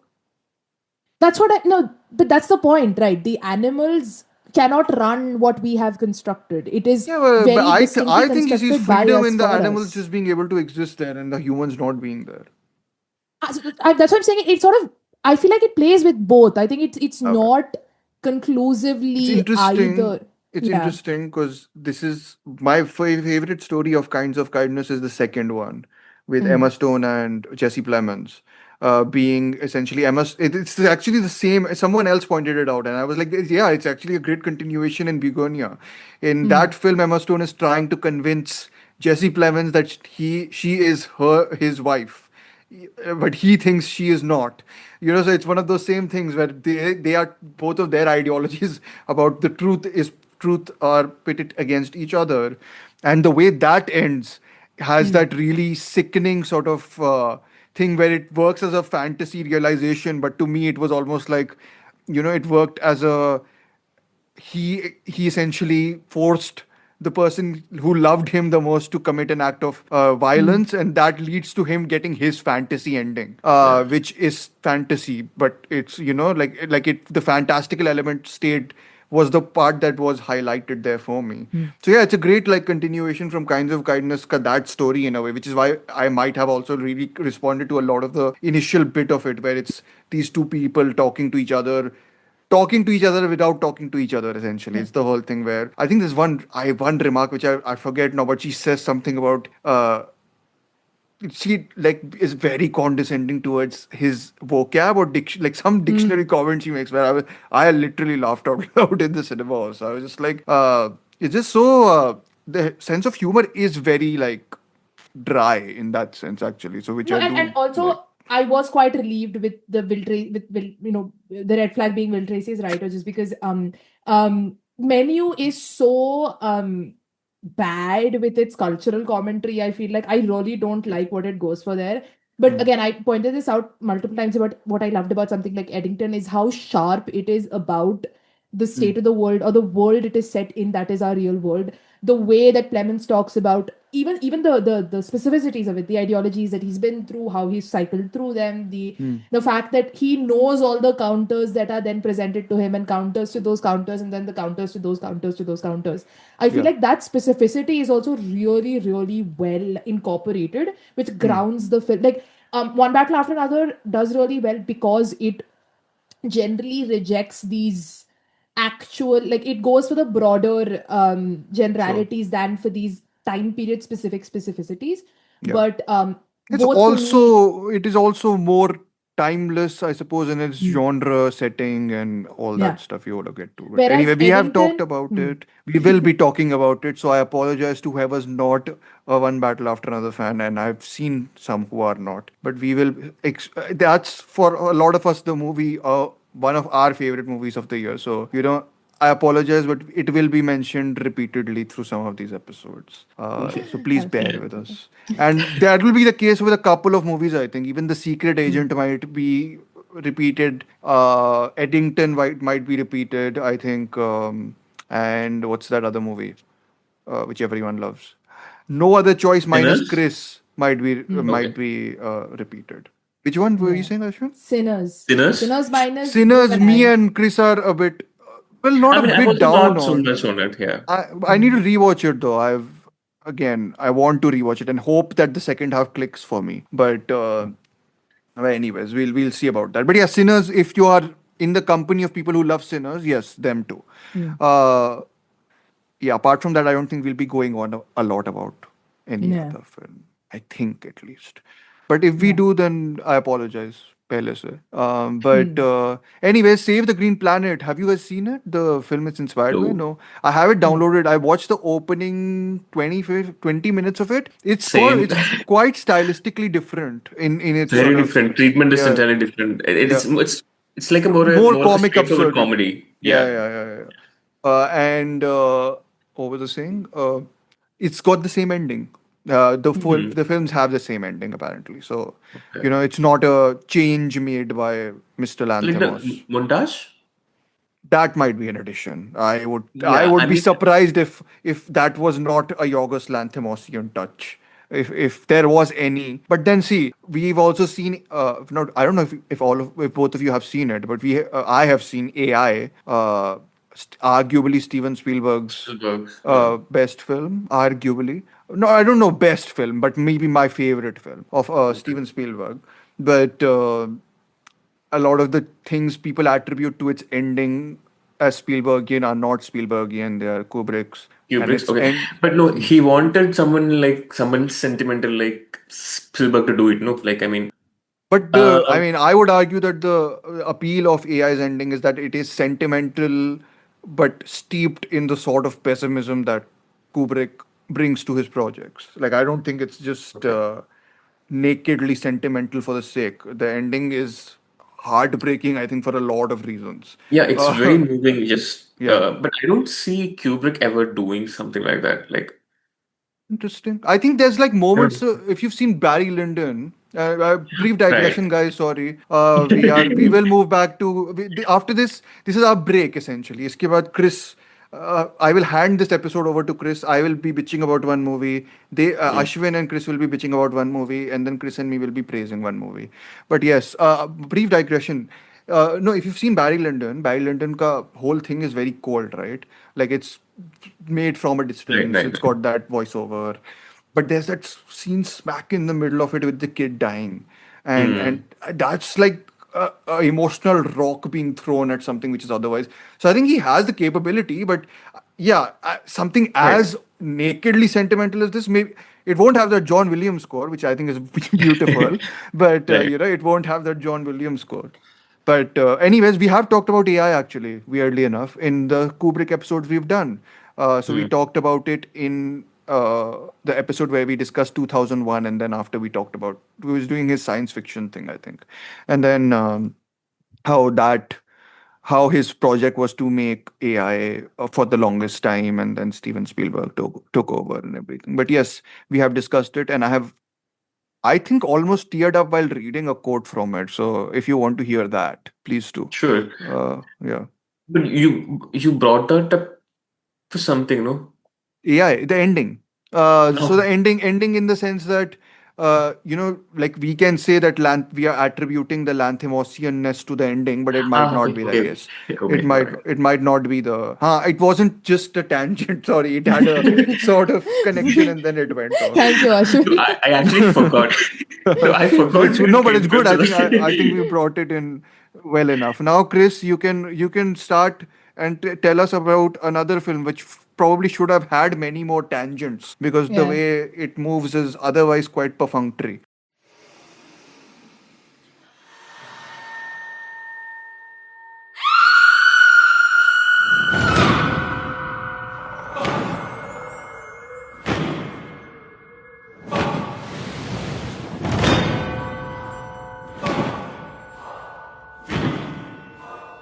The time is near at hand. I know it. Do not be frightened.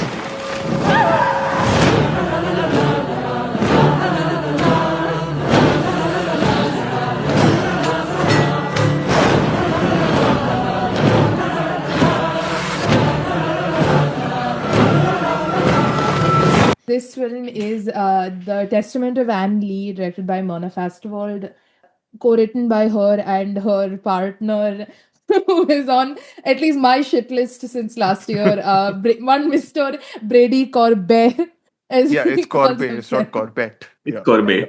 Yeah. As if you ever listen to our I think it was Best what of.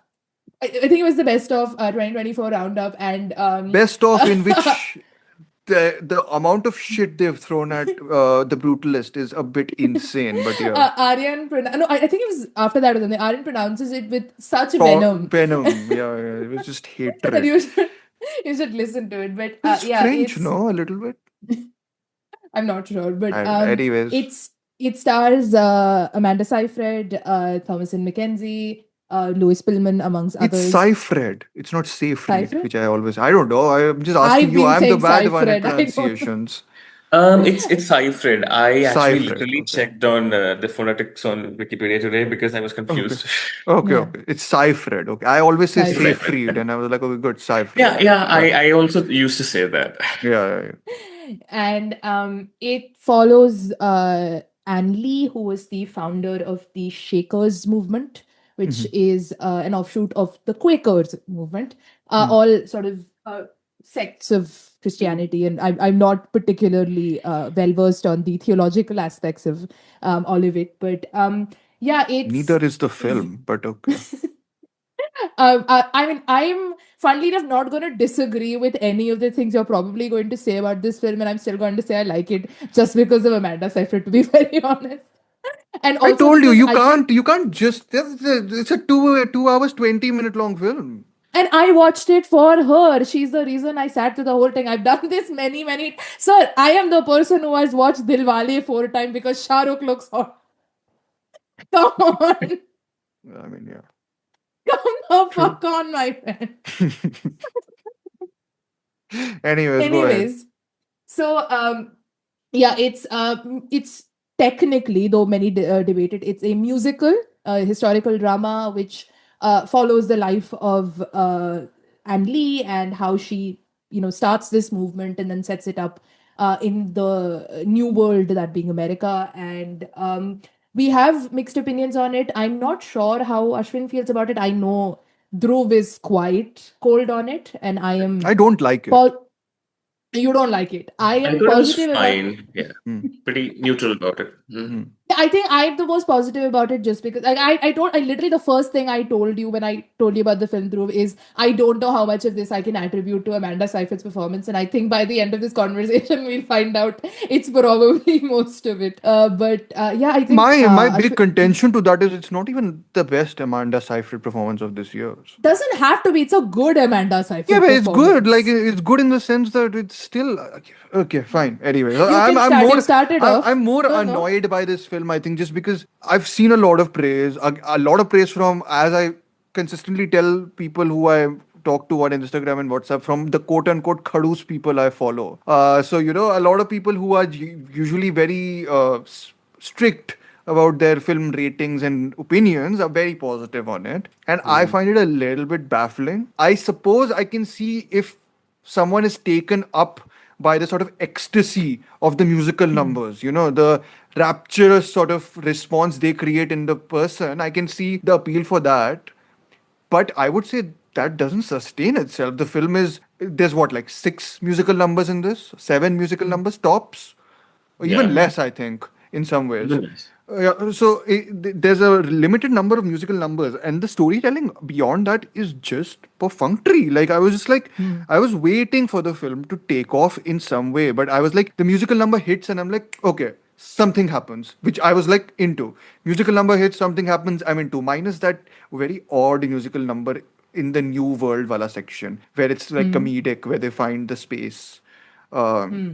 It's not with Seyfried or Seyfried, sorry, it's with the other characters in it. But anyways, like the Shakers ka jo dance sequences are there, and there's like 3 close-ups. Amanda say now I'm gonna Seyfried. The 3 close-ups. You just say Amanda. And wait. I will say Amanda. Like no, she's my friend. You leave a pause. I will say Seyfried for you. Okay. Anyways, The shakers movement because when she's there's like I remember there's like three moments in which the camera, there's a transition that happens with the camera like beginning with a close up of her face, and then we like move back, move back, move back. So there's like rapturous moments of like almost she's got like a epiphany of some kind. Those are the moments where I'm like, okay, you're going for something, which I'm getting, and then again, I think the film begins with a narration by Thomason Mackenzie, who's I think very underused in this film. But it begins with narration, and I was like, okay, I'm sure there's something to the narration. Like, there's a point to it beyond sort of being a sort of just telling what is happening on the screen or truncating what we are not able to see. But it is not. There is no purpose to it beyond a sort of, and I hate to say this, but if you take out the musical elements of this will be going 3 parts podcast episode of history recounted about of Anne Lee, and I'm like, that's my least favorite form of storytelling on film is that extremely broad recollection of someone's life without like see again I'm going to bring in Barry Lyndon for some weird reason because we brought it there also. Barry Lyndon has a sort of very top down view of Barry Lyndon's life. Like Barry Lyndon is a pawn in the story. He is being maneuvered and moved around by forces above him almost into different directions. But the film is very committed to that narration being a very it contributes largely to the film's whole ethos. In this, there's just distance to me. I was just like, you've what you've created with the narration is a grand distance between me and the subject, and then the way you're telling the story is basically going through the beats without ever sticking on the beats. And I'm like, I just didn't, not for a single moment did I care about anything that happened on screen. And I was like, I what do I say to a film like that then? Like a film which is so involved with faith and how it affects people in America and the formation of the New World, which of course customary Terrence Malick reference reminded me of the New World, which is an astonishing film about American sort of invasion of that area and focuses on a character who's actually, without being religious, more has a more religious fervent sort of belief in her, which is the Koryanka culture character in New World. Like the whole idea of religion and this whole idea of personal faith built on personal prejudice, actually, or personal prejudice or personal experience, in the sense that she went through a really traumatic sexual experience with, and she isn't it mentioned again. A lot of the things in this film are mentioned as opposed to really, really dug into this whole Yeah. idea that she had the most torrid sexual experiences. And in that wake, she believed that spirituality can be found most successfully by abstinence, right? Essentially, and Celibacy. Yeah. celibacy, yeah. And it so it's interesting in concept whatever is going for, and then it dovetails towards the end, not to spoil anything as such, but it dovetails in the witch sort of category in the Robert Eggers The Witch, I mean, which made me want to watch the Robert Eggers Witch again. But there's a section of this which is about a quote unquote witch hunt in many ways, which I thought was decently effective. The scene was, but again, just it's over, and then I don't feel anything, which is my predominant feeling for this film. I'm just like, I don't care about this film. Like I wanted to, but I don't. So like, it's one of those things. So yeah, sorry, Ash- Mrs. Miss Amanda Seyfried. Uh, Okay. yeah, Ashwani. So, I liked it a little more than you. yeah, And I actually liked the voiceover. okay, I think it was a choice not to narrate the story, through her perspective. They wanted sure, the perspective of someone who actually believes in her, someone sure. who is close to her, Hmm. and then which allows them to keep the storytelling a little bit detached from her, Okay. like more objective in quotes. Hmm. Um, And so, because her faith, I mean, we had a discussion about the whole faith thing earlier today. Yeah, there's nothing much to it. That's the weakest, most disappointing part for me because simply just that she had a traumatic, experience with sex in general. When she was a child, saw her parents have sex, and so she's like, and she lost like four Four of her children, kids yes. in Yeah. infancy. So she associates sex with something, everything that is wrong with the world, kind of a thing. So she is like, you know what, like let's just be like abstinent, and that's it. That fixes everything. So it's very incredibly straightforward to me. Like her idea of whatever the basis of the religion that she founded. Yeah. Um, but like what other people and the narrator herself, Thomas and Mackenzie's character, they actually believe in her. I feel like so. The film kind of wanted to take that perspective and Sure. tell us the story that way. Yeah. And as you guys said, the musical numbers were my favorite part, and I really wish they did more of those. And they're all good, and there should have been more songs. Yeah. And when there are no songs, it's just that it feels like filler to me. Like, it's like in an action film, you're waiting for the next set piece to come. I was Yeah. doing the same thing here. I'm like, where is the next song? Where is the next song? Especially after the reactions I heard from Venice, I'm like, this is nothing. It didn't really. I'm like, no, I want more. Yeah. Is how I feel about it. So it feels like a very generic biographical film. Probably because I expected too much from her. Like I liked You her really, I've not seen her first film that she The directed. World to Come, right? Yeah. Yeah. I With really Vanessa like that. Kirby and Vanessa Kirby and Catherine um, Watterson. I think so. Yeah. And Okay. Christopher Abbott is in both of these. Yeah, so Okay. like Yeah, he plays the moron husband in it's many ways. similar character, like Okay, same. Okay. a He's husband. fine in this. It's just one of those films. Again, I would have loved for his character to have more Yeah. shades to him, I guess. Like he felt very much your stock. Well, Mm, everyone felt stock to me that way. Like, what you're saying about the acquiring that perspective of someone who's a follower. I would have liked for the film to go in Mackenzie's direction a little bit too. Like just maybe give some weight to her experiences that might counter Seyfried's, might not. The film is very like so like diligent. It's student like. I don't mean in yeah. the filmmaking, but in the telling, in the Right. sense of we have to hit all the beats that she did in her life. And I'm like, no, you really don't. Like, you can focus on one aspect and hone in on that as opposed to just going through it all. But yeah, that was my issue. Yeah. Yeah. No, and I think I don't know why they did that, but it felt like a choice. I don't know. Yeah. Yeah.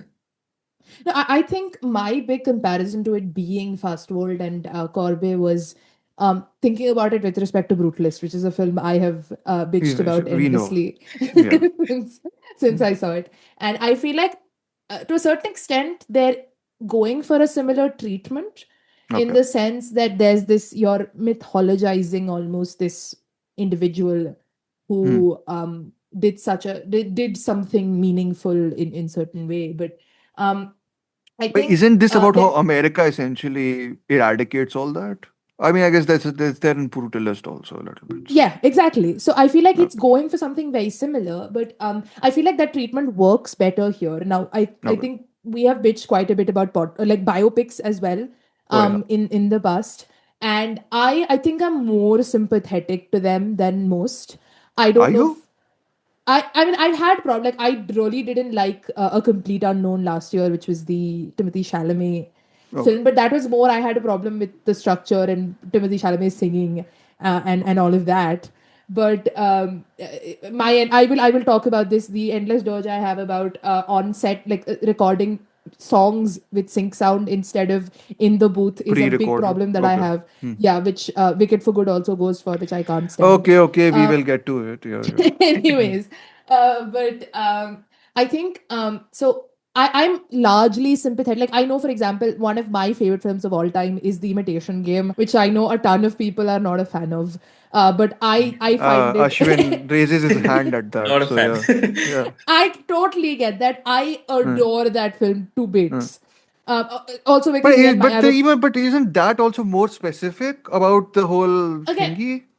It definitely is, and I mean, my love is also because I have a very personal relationship with the legacy of Alan Benedict Turing Cumberbatch. and Oh, okay. not Benedict Cumberbatch or Alan Okay. Turing. Okay. I was like, then you must have Gay liked The icon, Roses also, which is gay not a good icon. film, by the way. No, gay queer like icon queer baiter. Okay, okay. Benedict Cumberbatch and Sherlock Holmes, which is another kind of Okay, okay, worms, okay. but Yeah, yeah. but no, with Alan Turing. But here, I just feel like the reason I keep saying that Amanda Seyfried's performance is what carries most of this film for me is the parts that don't work for me are the parts where she leaves, like when Which she's on is any sequence with Louis Pullman, so them finding the wait, doesn't Lewis place. Pullman look like Glenn Powell? Or is it just me? No, he looks like the No? non-AI generated version of Glenn Powell because Glenn Powell looks AI generated too. I thought they He looked looks very similar. much like his father, He like looks a a Okay. lot like his father. Okay. Yeah, but Ah, he was good. He was fine in he's this. good. he's But good. I'm just He saying, sings well. I mean, if that's his voice, he sings well. no, I think it's one fine. of He his, sings well. He's good. yeah. I just feel like I lose There's investment nothing to latch to onto, is catch there? on, latch on to. Like when he goes to recruit Right. other villages into there. That's Oh the yeah, part where I'm that like, section okay, is so let's we can we have to get do. back to Seyfried, because I just feel like she has like the way that you could other treatment of this film is that you take it from a perspective and you ask a more metaphysical or theological question, right? What is the religious like again, it also comes from a lot of reflections on like Christian theology, which we don't know, which is, for example, Protestantism and their Protestant I work mean, ethic, which is the Knives Out movie, the new Knives Out movie, is more theological than this. Absolutely, yeah, it yeah, So, absolutely is. definitely. um like, No, no, here, her, yeah.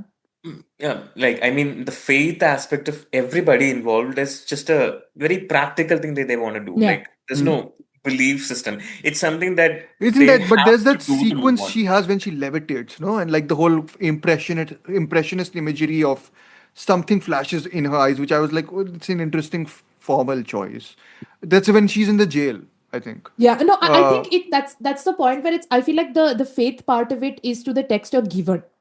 okay, That we are not here to introspect on, so that's what I'm saying. You could ask a but theological why? question or a, I don't know, again, I don't know. I'm just Yeah, that's why. pointing out what I see in the film, which is, you could ask a metaphysical question like, is she, for example, lying? Is this her play for attention or power or something, that I like a don't power even lust? mean that. I mean, like, what's the grappling happen? You grapple with faith a lot of times, right? Or Yeah. you grapple with reality, and with there's barely like that. Even I felt at least. No, but again, I don't know if that kind of grappling with faith can be a more sort of contemporary idea, because also it's like the Okay, idea of the fair, faith is presupposed, and it's more what is the right way to practice that faith. So sure. again, the idea that you serve God through work, through labor, is a very Protestant thing, and it's the idea of the Protestant work ethic that to attain or to work or to do your duty towards God is to labor, is to work, and then to, so that's why capitalism is a lot to do with the rise with the Protestant work ethic and so on and Yeah, so yeah. forth. But that is definitely like, so the film, by taking like Ashwin points out the Thomas and Mackenzie's perspective, it takes more the faith for granted that this is a faith that these people had, but Yeah. it's how, what is the politics that revolved around it being established as a Yeah, practical, I mean, like you it's said, as a a practical film political about movement. America in capital letters. Huh. And so for me, I just love the song sequence, yes, the musical sequences for sure. But I feel like how Seyfried just embodies that kind. Like I believe that she is someone who the characters would take as this mother and Okay. then follow to the ends of the earth, kind I of have to say, I have not seen Oh Brother Where Art Thou, but the Adam Neyman's review on Letterboxd is Oh Mother Where Art Thou. So mother. it's maybe he probably likes it. I think so. I don't know what the I've not read So anything else, but yes. So I like, that's what I'm saying. I'm not particularly strong about how much I like the film. I just liked watching it. I think it uses its period setting, like it's got a good period sort of setting to it. Like no iPhone faces, thankfully. that pulled me out of the Yeah, setting, which but is a big watching this problem. actually made me realize Amanda Seyfried would be really good in The Witch also. Like, she could be So, like a good companion to Anya Taylor-Joy's character actually, or like whatever. Like if you want to make a sequel to The Witch, which you should, yeah. Robert Eggers, hopefully, because I don't Yeah, like what so you're doing recently. So that's my plea. Yeah, famously. I'm not a big fan of anything he's done. Actually, yeah, I only like The Witch. I don't like The Lighthouse is fine. Like I admire it. I absolutely dislike his other two films. So I know Yeah. Ashwin, you like them. So I'm not going to bitch about that. I'm the opposite. I think You Lighthouse should don't have like been The a Witch? short film or something. No, I love The Witch. I mean, Hmm. regarding the Lighthouse, I thought it should have been a short film or something. I don't Sure, like it sure. much. Got it. Hmm. But I love Nosferatu. I like emotionally respond to We Nosferatu. are Nosferatu Interesting. haters here. It So was, yeah. yeah. So I do have like problems which are like I feel Corbe Fastvold problems, like the third act sexual assault, which I was seems about to to say be. I was about to say you're saying just pushing all the blame to Corby and not fast food on this. No, I don't. I said Corbe Fastvold problem because I she know, I also heard. Yeah, wrote. yeah. It's the Oh, third she act co-wrote. sexual assault. They co-write everything, right? So yeah. So Yeah. that seems to be a necessity in Brutalist. It's bad here. It's more understandable, but I'm like, okay, I we need mean, that as the well to conflicts that finish happen up are the. very understandable in this. Like, of Yeah, course, the men would be objecting of this, yeah. like so So one that's of what I'm those saying. So things. I found it to be an engaging experience. I think Cypher's performance is amazing. I think it's a better use of the kind of treatment that Corbe and Fastwell were going for in The Brutalist, because Mhm. I just feel like that film is nonsensical from first principles. Whereas Okay. here, because they are going for this kind of a biopic historical drama approach, it works for me much Okay. better here. So it's more that I can understand and accept all of your criticisms. Like, it's too broad. I think it gets really generic by the end of it, and the America sections are Can I not please particularly. recommend again? Not that Yeah. I not do it, but can I please recommend people to watch The New World? It's really good by Terrence Yeah, Malick. it's a beautiful love story. I love it. Yeah, It's like I mean it's Hum Dil De Chuke Sanam. Yeah, yeah, I mean Of but course. it really moves me like so much. Like yeah, I mean yeah, no one else can do it. I would Yeah. suggest watching the extended cut though. Just I watched the extended cut. I'm Yeah. generally not someone who's like very a stick, but I've watched two of the cuts, and the one which is the most classical and traditional of them. Like it has chapter titles, which is Malik. For Malik, that's like a huge no. Mm. Otherwise, like it is like a very classical story about love that then transforms from one Yeah. person to the other. It's really terrific, and I was just like so moved by it. And it's a great Mm. story of America, and Yeah. like in the way and it's produced by freaking Disney. I'm like Mm. insane. Like the days of Disney producing a Terrence Malick film. I'm like Yeah. wow. Anyways, Yeah. so yeah, So sorry for nothing. bringing in Malick again. I did not intend to, but Yeah, so happens. I think it's very much of it. Again, I've also, to be very honest, not understood the overpouring love Yeah, that it's got this a film has really high, gotten. like it's been very well received. I'm like strange, like it just because it's so generic in a way to me. Like minus the musical Mm. sequences, it's so like Yeah, it's shrug, like there. this shrug-inducing thing, which I was like, for a film about faith being this shrug-inducing is a bit of a crime. Like to me, Yeah. I'm just like, again, Knives Out 3 has more of Yeah. a faith, like more discussions about faith, which belong in a Bergman film than in Yeah. this. Which is strange because I had heard good things and I was excited for it too, and then I struggled with the runtime of this because after a point I was just like, this is too much. Like Understandable. Yeah. get going, or stick to one thing and just focus on it. That never happened. You only Yeah. told me. I think I messaged you. I barely generally don't pause films, but I think it Hmm. was like an interval point like thing in the film where it was like I think it was the switching end to of a the first different chapter or switching something. to a Yeah. different location, and I was like, I messaged. I was like, there is a point to this narration, right? Like we are not just Hmm. like so distanced throughout, and then Chris is like, we get more distanced increasingly, and I'm like, oh, never mind. Leave Anyways, it. we'll be moving on to a film that Amanda Seyfried should have starred in Oh and didn't. God. Yes. uh, I and love I that behind the scenes drama. Oh, it's so annoying. Oh my God. But yes, we are going to be talking about Are the you John going to be M. talking about? I mean, I can give the pithy one-liner which comes from a very famous and actually a song that I really like from Ariana Grande herself, which is Hmm. "Thank You" next. But anyways, though I'm not grateful for my ex in this case, which would be the first part of this film. Anyways, we are talking about the John M. Chu directed "Wicked for Good."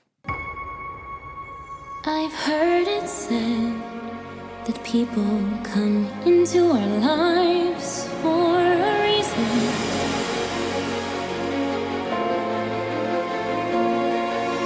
I know I'm who I am today because I knew you. Think of what we could do together. The Come pithy on, you one-liner. did you It didn't make you is. didn't make a joke about the title. Wicked for Good writes itself. Come on, Wicked not for good at least, or like No, Wicked. but what I my pithy one-liner for it is queer baited yet again. The film, Okay, which is it did well, but it um didn't do that well, right? no, it Or didn't do did that. It didn't do as well, I think, as the first okay? one. But it you know it is Zootropolis took really over. Weirdly yeah, and enough. it is really funny to see Jonathan Bailey, a gay man, and Cynthia Erivo, a queer woman, romancing each other in this film. Okay. But yeah, it's the sequel or the second half of the musical, which is adapted from a book of the same name called Wicked, which is Hmm. a sort of origin story and sort of Hmm. conclusion of the Wicked Witch of the West from The Yeah. Wizard of Oz. And it's so the first film ends with the track with the song Defying Gravity, which is like the big set piece of the musical in general. Hmm. Again, anyone who likes this or even who doesn't like it, I would recommend watching a recording of Idina Menzel and Christian Chenoweth performing this on Broadway. I'm not a fan of the musical, but they are incredible Hmm. performers. Highly, highly recommend. But yeah, it picks up after this sort of that moment where the Wicked Witch is trying to expose the Wizard of Oz, who she's found out is a phony, and how she sort of confronts Glinda, which is played by Ariana Grande, who's played by Ariana Grande, and brings peace to this fascist I think everyone knows the regime, kind story, of. Chris. You could Do glide they? over it. I mean, I Who mean, cares about the story? This was you supposed are the person who to play liked the out film, the first one I one. didn't particular like kind the of film. I liked Ariana Grande in the first one. It's. I think she gives a very good poo performance, better than Kareena Kapoor ever did in Kabhi Khushi Kabhi Gum. Nonsense. That is But anyways, blasphemy, it's okay? fine. Anyways, I am quite negative about the film because I don't like Oh the first one wow, at what a all either, shock! Hmm. including Ariana Grande. So I'll hand it off to Ashwin first so you can be slightly more positive about it No, no, before no. No, no, There's I nothing, you. be a nothing bit. positive I can add. I mean, I thought the first film was fun and Hmm. Hmm. Ariana Grande was good. Hmm. Second was like just bad You went to entirely. watch it in the cinema, no? I did because I won't be able to suffer through it at home, and Oh, okay, okay. it'll be Does fun. it? Can I ask you guys this? Does it look better on a big screen than it does on a No, small no, screen? it's No, worse. I think No, worse. Okay, it's much worse. it's much okay, worse. I mean, see, like everything wrong about it. It's all like unforced errors. Like I okay. hate it. I find that like this guy John M. Chu is like so incredibly incompetent, and I mean, it pisses me off so much. Like, have you seen the set photos of the train and all? They're just gorgeous, actually. And but Okay. when he shows us through Oh, his camera and the so color he's grading, it correct. just becomes How disparaging can I? Is he the Rohit Shetty of Hollywood? Yes, exactly. Like you see, shoot see, in Iceland and Yeah, it you looks. make beautiful locations and sets look ugly like that way. No, right. you look them CG. You make them look CGI, and in Yeah, this, He artificial. makes So, it like look yeah, CGI, but bad artificiality is a CGI. point of this no, but they film, like right? actually put like Hmm. planted some thousands and thousands of tulips Tulips and all, yeah. to to show that entry to it's not Oz to where to Oz only I Munchkin think. Land. To I don't know. Munchkin Land, sorry. Yeah. Hmm. Yeah, and you've got so I've they not actually seen I'm this, by saying the way. Sorry, so I'm not. no, Just this to it's this. I mention. mean, like, I am sorry, but the cinematographer in this film and whoever is doing the lighting is enacting hate crimes on the Yeah, production designer. seriously. I mean, see, the issue is Terrible. also the reference point is Wizard of Oz. Like, Yeah, Yeah, yeah, yeah. I mean the Fair. colors alone in Wizard of Oz, like you could write endlessly about them. Of course, I'm And pretty this sure is the people have most also. this is Yeah. the most dry, drab, like Marvelification of the lighting and Yeah. contrast and I mean, even the color first one grade. looked ugly only, like to me at least Yeah, also. yeah, So yeah. like, yeah. So So I that's think it's common got to everything. one. Yeah, go ahead. No. Yeah, and in the second one, I was gonna say like even the writing is horrible. Like there's no no, structure, there's nothing. The story is bad. Everything is bad. Characters are bad. The sex scene is horrible. Like there's no chemistry between them. There's no, oh my God, it's just terrible all over. So like yeah, I think No, yeah, you guys very much beyond a few, dislike this. like, do you guys like In the Heights? I've not I've seen. not seen it. Ah. I do like Now You See Me Too, so you can talk a point of my. That's directed by John M. Chu. I Yeah, don't know that. Okay. You even like the third one, Chris. I like the third one as well. So Third I one, I mean, heard good things about Rosamund Pike's accent. Oh, it's so bad. It as in is so the good thing is that it is bad, like that way. Yeah, in it that way, matches in the that picture way. of the film So perfectly. Yeah, bad. This because is I all saw the right. trailer and I'm like, I have not seen any. Like, she was the only one who I thought was committing to how bad it is, and everyone else looked like they were there for the paycheck. And I'm like, I'm not watching this. Like, in the sort of, it looked like such a No, bad trailer. I was like, this is no, so this unenthusiastic. is Fast and Furious for theater nerds, essentially. Or I like the whole this is prestige for stupid people thing also. So like the first one was, not the third one. Yeah, First one, the like, second and third, the third one definitely doesn't pretend to be Okay. anything close to Okay. prestige. Okay. Don't worry about it. No, but I think in Wicked for Good, there's one half decent sequence of actual lighting and camera work, which is when the whole thing goes absolutely pink, like hot pink, and Cynthia Erivo and Ariana Grande have a moment together, which I'm like, okay, something creative you have done with your set design and your lighting. Apart from that, I think the problem is that the second half of the musical is just abysmal. Apparently the musical second half itself is very it weak, is right? bad. So Yeah. Exactly. huh. Yeah, which is my point. Like the play itself is, I think, musical is about like 2.5 hours. Okay, The so whole they've 2 hours stretched it to something. 5 hours essentially. You have Yeah. stretched the living hell out of it. And then again, it's like you make a movie without a climax. Like Defying Gravity is the moment in But why do you all even of need the Wicked. second part? But why do you like need to intersect it with Wizard of Oz? Like, That's what the book was. I mean, that's what the musical is. So there again, it's okay. faithful to a fault, but it's also kind of no, it does very weird things because it really wants to be faithful to the Wizard of Oz. The book isn't, especially to the film. Sure. It's more towards the book, and so Hmm. it's sort of twisting itself into knots, trying to be this and that at the same time, and then have Fantastic. the whole fascism thing and I mean, literally the the fascism thing is chemistry. central to Wizard of Oz. It is, but it's very the whole animal thing, and it's all very ham-fisted in Wicked. And Yeah. Also again, looks ugly again. I have to mention yeah, it and because I remember. the Yeah. big problem with Cynthia Erivo and Jonathan Bailey is the lack of chemistry. Also means that, like, again, I was watching this in the PVR Playhouse, which is the You children's watched this theater. after Tere Ishq Mein, right? Yeah, exactly. Immediately after Tere Ishq Mein. I mean, But amazing romance, because both of them. because of which I was so scandalized by the fact that there's a sex scene in this. I'm like, this is in the children's theater, and I'm having to watch these two romance each other. They must have cut it in India, no? Oh, No, it's not. It's no, it's like barely there. Okay. it's not a sex scene, okay? I mean, they She can't puts put it on now more in this sort clothes. of She movie. puts on more clothes.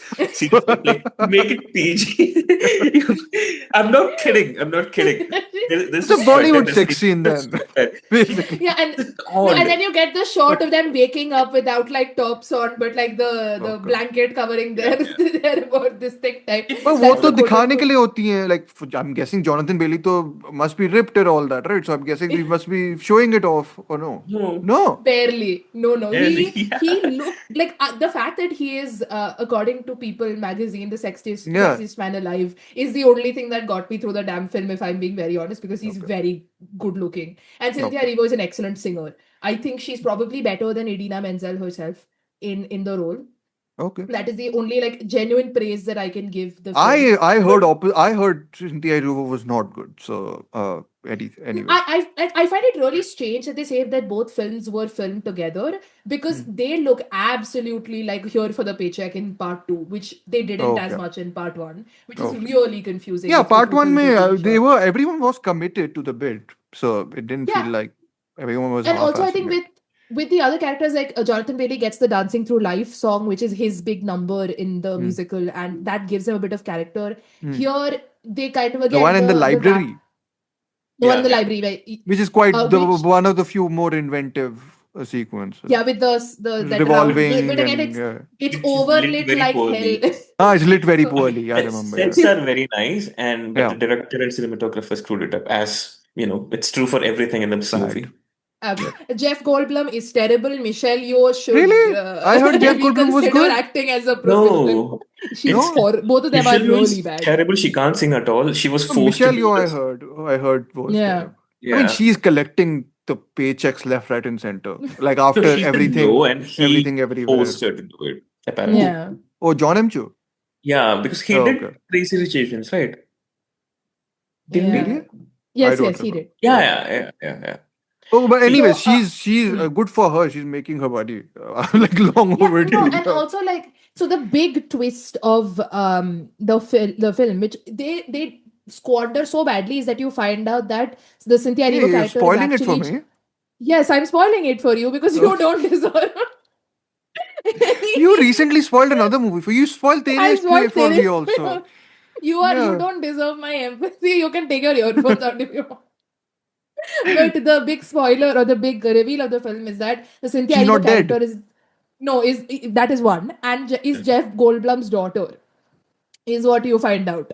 That the person that her mother cheated with and gave that green vial, which lands Ah, up her green, is actually Jeff Goldblum. And he finds out immediately after she has quote unquote died. And he's supposed to have like this moment, and it's literally like 2 seconds on his face, looking kind of sad, and then it cuts away to something yeah, else. you don't have Jeff Goldblum to do that. You have him to deliver like the most awkward thing because he's good at it. Good at it. Yeah, And but you're supposed to have this emotional moment, and it lasts like 3 seconds. And like again, the only thing that I keeps thought the you film guys were running is supposed to also brush over this film, not talk about it. You guys have talked about it you're plenty. ranting, like I need to like vent it out. See, since exactly. we're spoiling it anyway, there's a scene where her sister dies and Hmm. yeah, like Whose she sister feels dies? nothing. Like Cynthia Erivo has Erivo's a sister, no, that in the wheelchair. Ah, in a yes, wheelchair, yes, yes. Yeah, yeah. She. But which how is does she Vicky. die? That's you don't know. That's the first thing. Dorothy's house fell on her, and Dorothy steals her shoes. So Oh, that's It's the yeah, her shoes that connection. she connections are see. so Yeah. incredible, and my God, I can't believe it. Yeah. So And so and you So get all the, I'm Ethan. guessing everyone from Wizard of Oz gets their own like broom moment, like in the first one, No, or no? so Ethan Slater is the Tin Man Tin or Huh. the Man this thing, and and Jonathan Jonathan Bailey is a Bailey is straw man. the Scarecrow. Ah, Yeah, okay, yeah, okay, yeah. okay, okay. Correct. So that is how they forcefully sort of connected to Wizard of the Oz. Wizard of Oz. And And again, that Dorothy, who plays hmm, Dorothy? you never see her we don't see actually. the It's a face. young It's the actress. if I had legs, I would kick you kind of a scenario. Okay, amazing. But What a connection. That's how we do this episode. Yeah. Watching Vicky for Good was as torturous as watching If I Had If Legs. I had like that. No, it's like if you took how boring for me Die My Love was and pair it with how annoying If I Had Legs, I'd kick you once you get one Wicked wicket for for Good. good. Amazing. Amazing. That's the pitch. That's my pitch for watching it. I guess. Hey, I will watch Tere Ishq Mein, so I'm very disappointed that you spoiled that for me. But anyways, Again, uh, you don't deserve my sympathy. I don't care. Anyway, I think we move on. from a film that Ashwin and I have endlessly bitched about to a film that Dhruv and I will hopefully endlessly I mean, praise. I have very little to say which is of much value in this film. I just Okay. really liked it, but I will speak a bit about it. Yeah. Is Peter Hujar's Day, directed by Hmm. Ira Sachs. I stay in bed till 11:45, and then I put my clothes on. I thought you hadn't taken them off. Oh, I guess I didn't. I just lied. My pithy line for it is two queens coming together to maximize their joint slay. Uh, Uh, That's such a the most inappropriate Gen Z way of putting how eloquently two people talk to each other in this film. I know that's the point, but anyways, the film follows the very famous photographer Peter Hujar, and Who I didn't we have know of much. So, I'm coming in it from the angle where I actually don't even know the people most. Like the people in the film, I don't know. I know some of the name dropping that happens. I yeah. know some of them. Yeah. Whereas I am literally doing my research on Yeah. this era of art and the New York gay Yeah. scene and the AIDS epidemic, which would follow this. So Yeah. it's set in December of 1974. It Yeah. is where his friend, a writer named Linda Rosenkrantz, essentially takes short interview of an interview Not of short, an interview. Yeah. Yeah. no, Hmm. an interview of Peter Hujar. Essentially, she was trying to work on this project where she Hmm. asks artist friends of hers to just remember and document a day in their lives, Yeah. which then they recount in just plain conversation to Linda Rosenkrantz, and she was supposed to make it into a larger project, which never came to fruition. But Yeah. the transcript was found many years later and was published as a book, which Hmm. Sachs picked up and adapted. And I was watching this interview or this sort of chat that he did for NYFF when the film was Hmm. screened, and he talks about how It's a he has this very really NYFF film. Sorry, just to mention it. It's also yeah. set in New York. It's about New York, etc. I Yeah. think it Well, debuted not at about New Sundance York, though. but like it is, huh? Yeah, Oh it was God, premiered at it Sundance. Yeah, definitely isn't a Sundance film. I But will talk about anyways, other Sundance films, but yeah, yeah, um, quickly that you have to do, yeah, later. yeah, But but yeah, yeah, so Sachs was working on, and I found it really touching. It's an 8-minute hmm, short film that he made called Last Address, yeah, which documents the last addresses of a number of queer artists hmm, who lived in New York and died during the AIDS epidemic. hmm, And he said that at the time he was reading about Hujar and he was familiar with him and hmm, got in touch with Linda Rosenkrantz, who's in her, like, I think, late 80s, early 90s now, hmm. and got She's this. alive. She's alive. Yeah, And okay. he spoke to her and became good Hmm, friends with her and decided to then adapt it pretty hmm, faithfully, hmm, according to what they're discussing. But hmm. so it's for me personally, so I come from the opposite end of the spectrum. I think you should go ahead first, I'll Drupal, go since you first because don't I know have very anything little about to, it. like, my Yeah, perspective is of basically someone who's unaware and dropping in on yeah, a conversation probably he shouldn't be dropping in on. That's what people say, I suppose. I am a huge fan of films in which I don't know anything and I'm essentially distant, like a observer of sorts. yeah, And I basically didn't know anything about the particulars of this.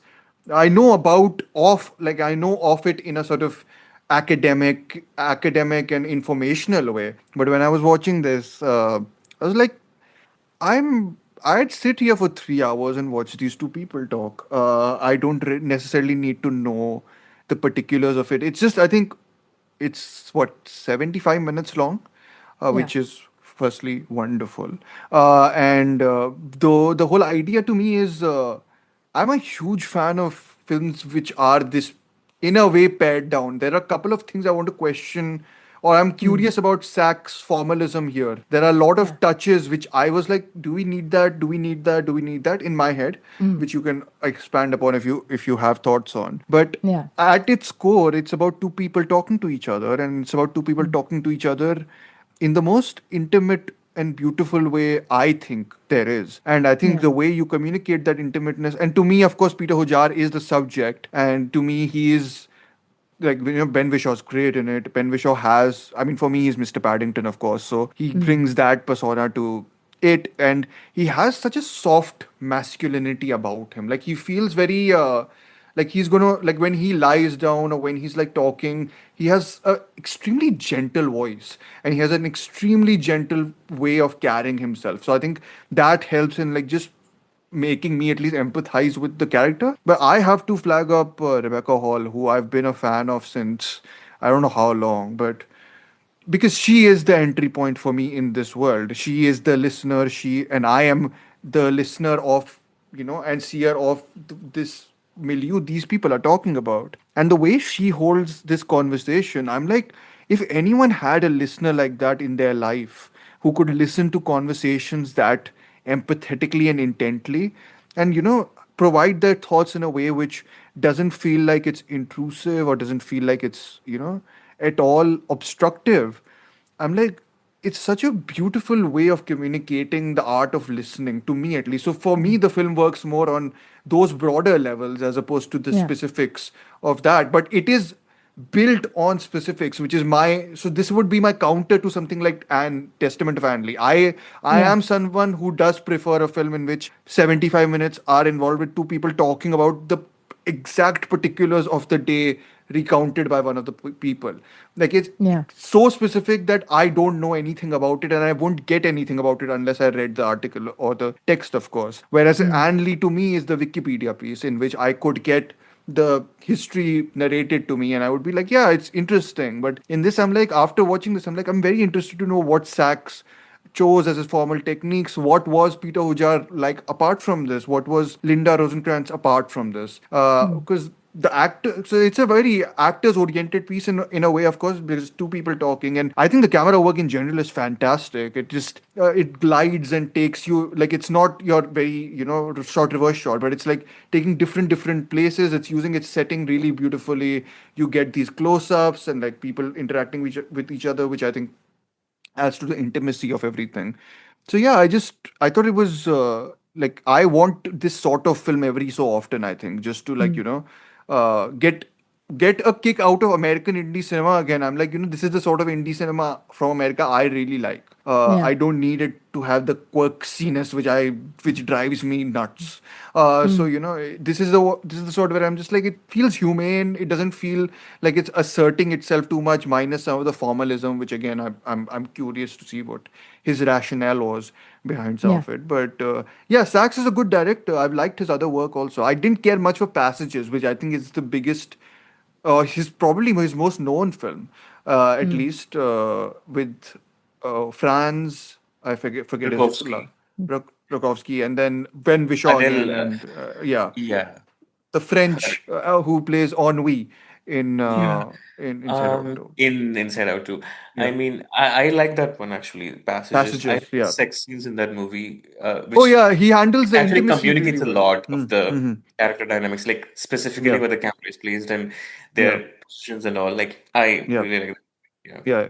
Yeah. So I mean, again, but this is but the way in which the camera communicates the conversation between these two people here is also very interesting. It's not a Yeah. sort of staged thing. I mean, it calls attention to itself. I don't know how Yeah. productive it is doing Yeah. that, but because the performances and the relationship is so in sync, you feel like you are observing two people who know each other and who know each other to a point where they'll discuss things which they won't otherwise.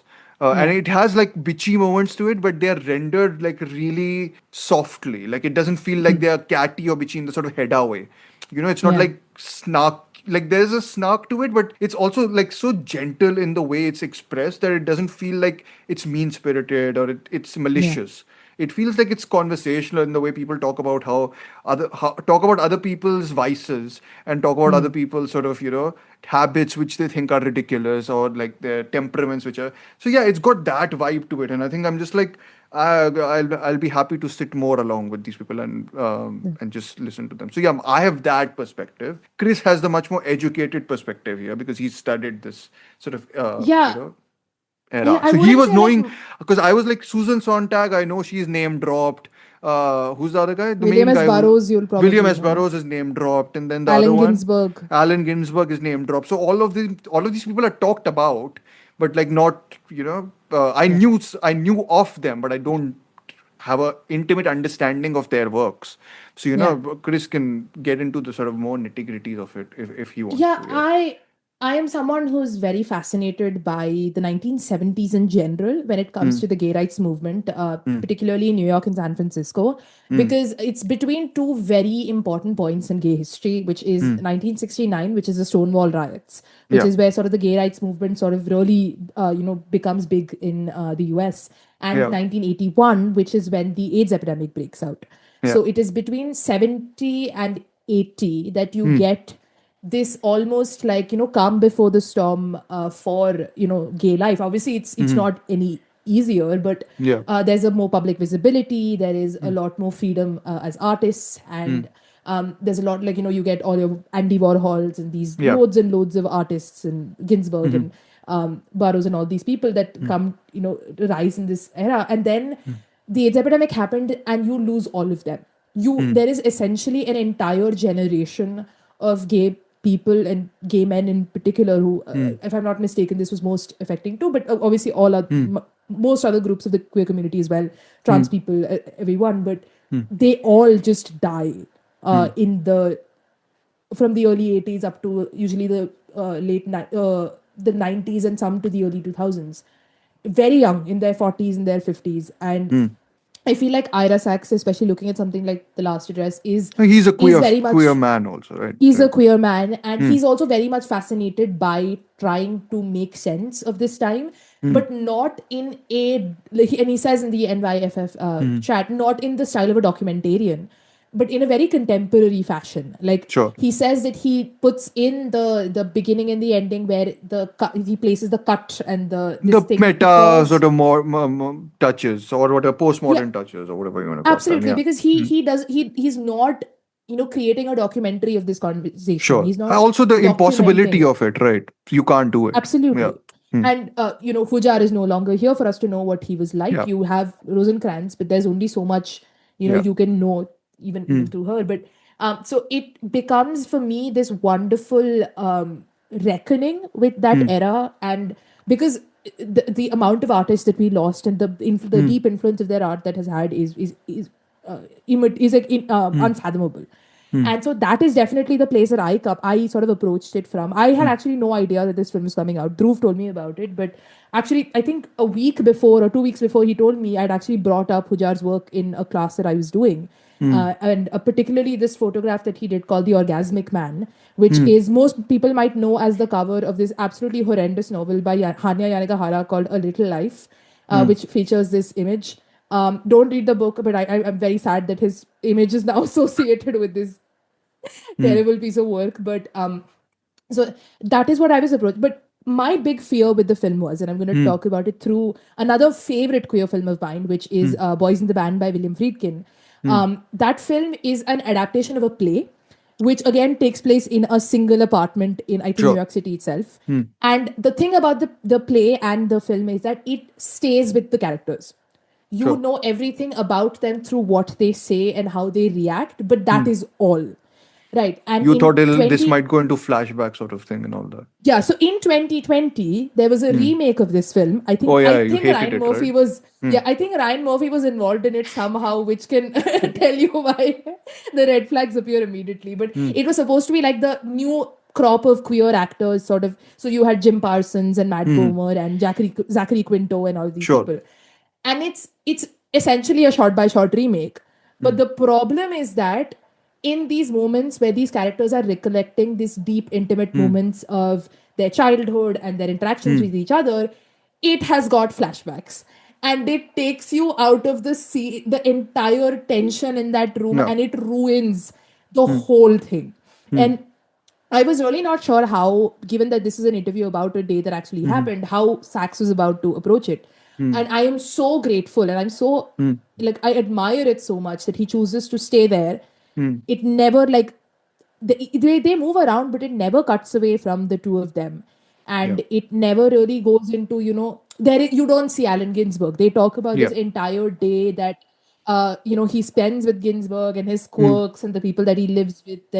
But you don't see him. It is about Winshaw and Rebecca Hall sitting opposite of each other, sitting in a bed together on the sofa at their table. Yeah, they have eating. they lie. Right? There's one brief moment where he gently puts his head on her shoulder, and I'm those touches are so beautiful, but not in a sort of showy way. They don't they don't want you to tear up, but they are just intimate. That's how people interact sometimes. They go from talking, one is lying down on a sofa and the other one's sitting, then they go on a dining table and talk about stuff, then they go on the bed and talk about stuff, and then they go to the balcony and talk about stuff. So it's just minutia. It's all minutia, actually, which is what I'm a stickler for. I love it. I love everything that is so based on minutia. So yeah, to me, it's that.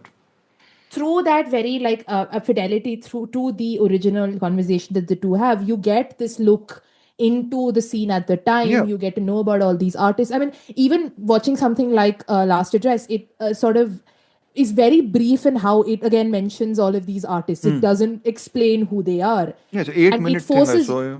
yeah, it forces you to like keep these names in mind, stop, Google them, find out about them, want to read about them.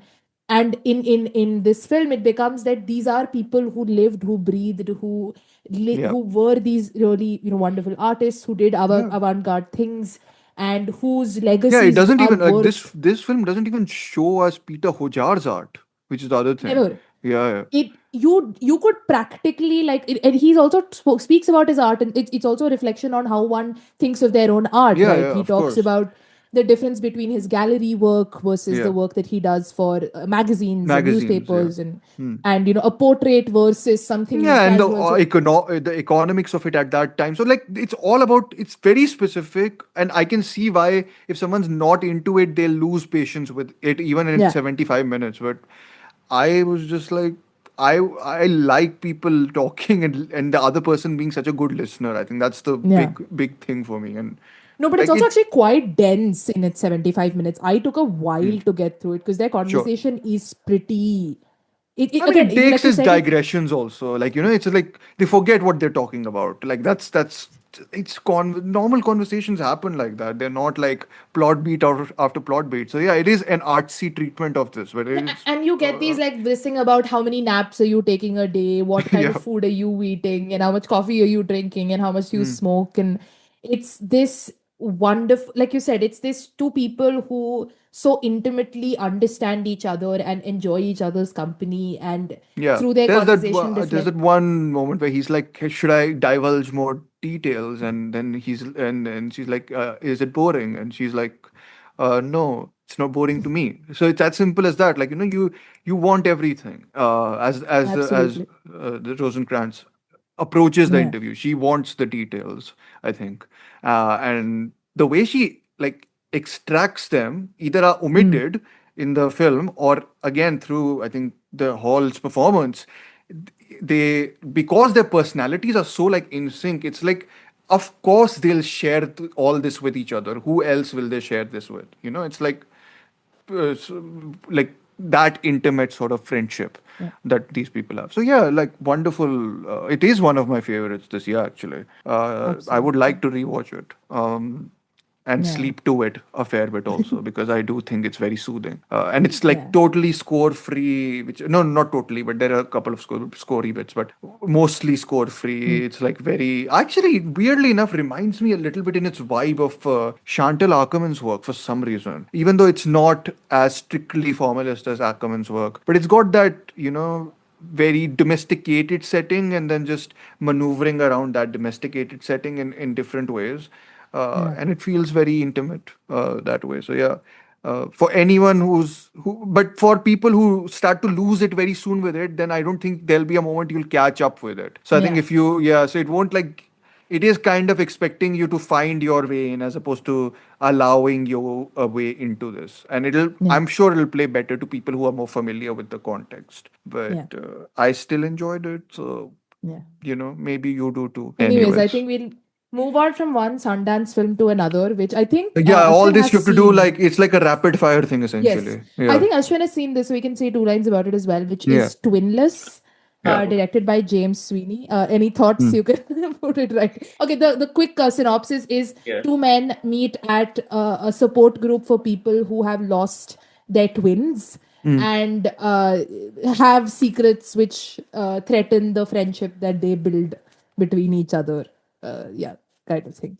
I have to Like say, Chris actively has this made me disinterested in this film by describing what it is about. So, it's kind of anyways, fun Yeah. Ashwin, go actually, ahead. like Hmm. typical Sundance stuff, and That is a like very big no, but I know, anyways. That's exactly what I said to Dhruv. It's very Sundancey from I whatever know I it's very understand. Sundancey, but Dylan O'Brien is really good. Like Okay. Yeah. you he has two roles, and he's really Hmm. good. Otherwise, it's the problem is that this is a director who has who is also the actor of the movie. Okay, I So don't there's know a that. lot of self-hatred kind of a thing going on over here, and like so that can be a bit annoying, Okay. but it kind of worked for me. And So you were drawing the comparison between him and Cooper Raiff. yeah, I was earlier. So my problem is like, see, with Cooper Raiff, he actually writes like a normal rom-com kind of. He's like, Yeah, yeah. casting like Dakota Jones against Mm-hmm. him, like, as a pair and all. And like unironically, like, write like romance between the two of them. And he doesn't fit into those roles. Sure. That's what I feel. Mm. And I don't like it that way. But in this Mm. case, this, James Sweeney he's a bit self-aware. Sure. So even when he's like pairing himself with like, Dylan and all, he Mm. is, incorporates his own insecurities into the Sure. story, Okay. which is better than the Cooper Rife bullshit. So Sure. I'm kind of okay Yeah. with that. So Mm. it's not a bad film, like, Mm. just another Sundance thing that you can forget. Yeah. Okay. It does have that Sundance quirk quite a bit, which I know Dhruv is quite allergic to, which is what I warned him about, and he decided then to not watch the film. Yeah, it's on But my watch. It's on my one of the many files I have on my laptop, which I will delete soon. So yeah. my thing is, I feel like the self-awareness is also a bit performative. So I Okay. can totally get that also getting on someone's nerves, that, oh, look, I am self-aware about what I am doing in that kind of, which in itself feels conceited. Mm. But I think my thing is, so the film has sort of one premise at first, which it quickly sort of subverts into a different premise, but you see that coming from like a mile away.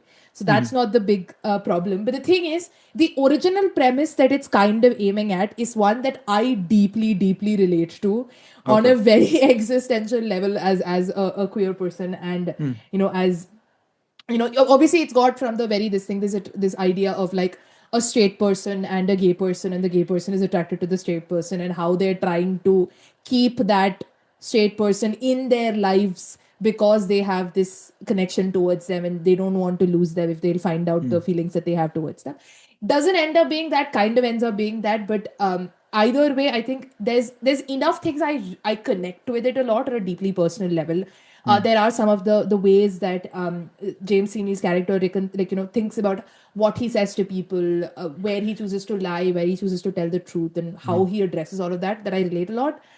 But if you don't get the quirkiness of it, you will absolutely despise it. And I'm like, I relate to it too much to be able to despise it. Is where I. It's Fine. well made. It's got some Sounds interesting sounds ideas, like but a nightmare to me, so I will skip it. I think the only person who I really love in this sort of self-deprecating, self-hating mode is Charlie Kaufman. I mean, that's the only person who I have generally found productive, who does it in a sort of productive way, at least to me. yeah. So, but I know some people really So don't like I'm thinking of ending things and Synecdoche, New York, and all this, where he goes a little too far up his ass also. Yeah. So yeah, I don't like, I hate Synecdoche in New York, but Synecdoche, I yeah. like Anthony of Feelings. I think I'm thinking of ending things more playful also. Synecdoche is much more.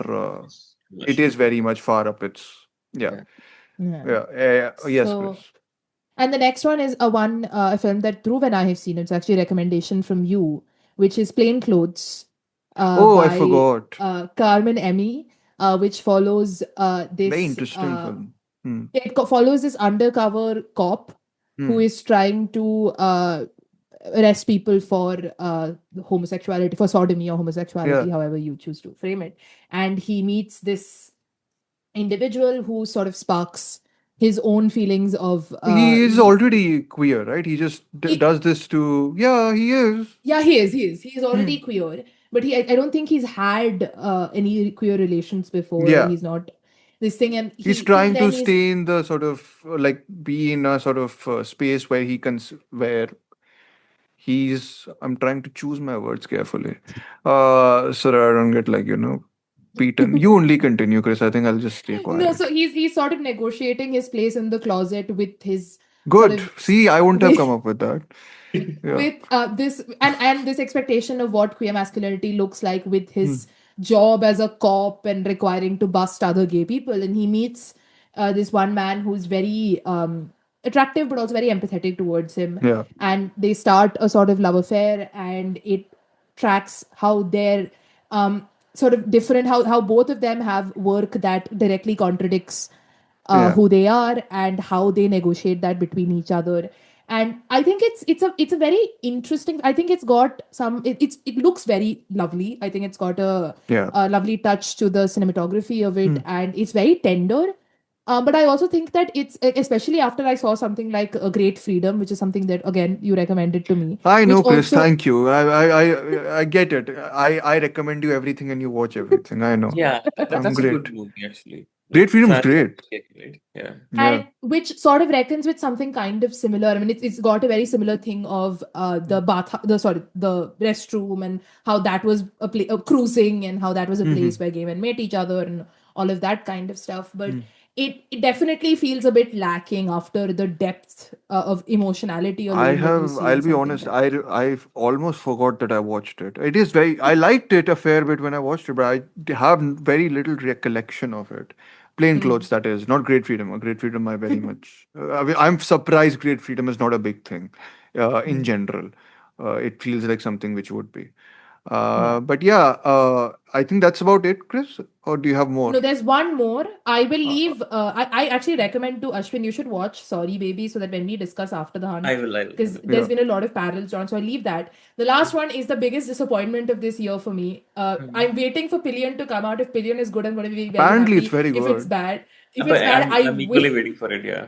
That's the only But film I couldn't get. Well, yeah, I Mm. on couldn't yeah, get. I but couldn't get. the other Yeah. film which I was really looking forward to, which ended up being an absolute dud, is Oliver Hermanus's History of History of Sound, Sound. Hmm. Mm. starring Paul Mescal and Josh O'Connor. I'm personally not a big fan of Paul Mescal, whatever I've Mescal. seen, but he's Fine. actually pretty Hmm. decent in this film. Hmm. Josh O'Connor is lovely. He's always This guy has lovely. had the biggest year of his career. He's So had an amazing year, but yeah.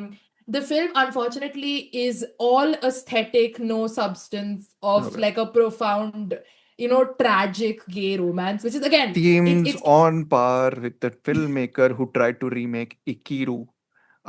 So as living. I know. uh And there was this really stupid miniseries that I watched like halfway through, which one? starring The that which guy in That bottom. guy. What is his Oh name? yeah, Nicholas Galitzine and Nicholas Julianne Galestein Moore. and It's Mary and Hey, George. isn't that the correct. person you're obsessed with, Yes, Chris? I One of really the like him. guys you're obsessed with. Sorry. Yeah, Yeah, I he's in really a loved him really in Bottoms. That's why I watched Okay. it. But there's a this I yeah, couldn't get I know to. him from It was a Oliver really Hermanus only, lovely or what? Hermanus. Okay. He I Oh. think was one of the directors involved in that show. Okay, He's okay. in I thought one it was a really like creator also. No? I I don't think so. I thought he was, but I don't Okay, think he is. okay. But Nicholas Galitzine is also in this really lovely gay romance, very like fluffy Hallmark style called Red, White, and Royal Blue, We Ah, yeah, know. that which I've I'm seen. quite Yeah. Oh my God, that is too fluffy for me. Yeah. Okay. totally. It absolutely is. But I am very fond of the book. But anyways, Hmm. Hermanus is like I think he's a very he's interesting director. I think there's great images and there are great Yeah, yeah. I mean, moments. Living is a very good. It looks pretty good.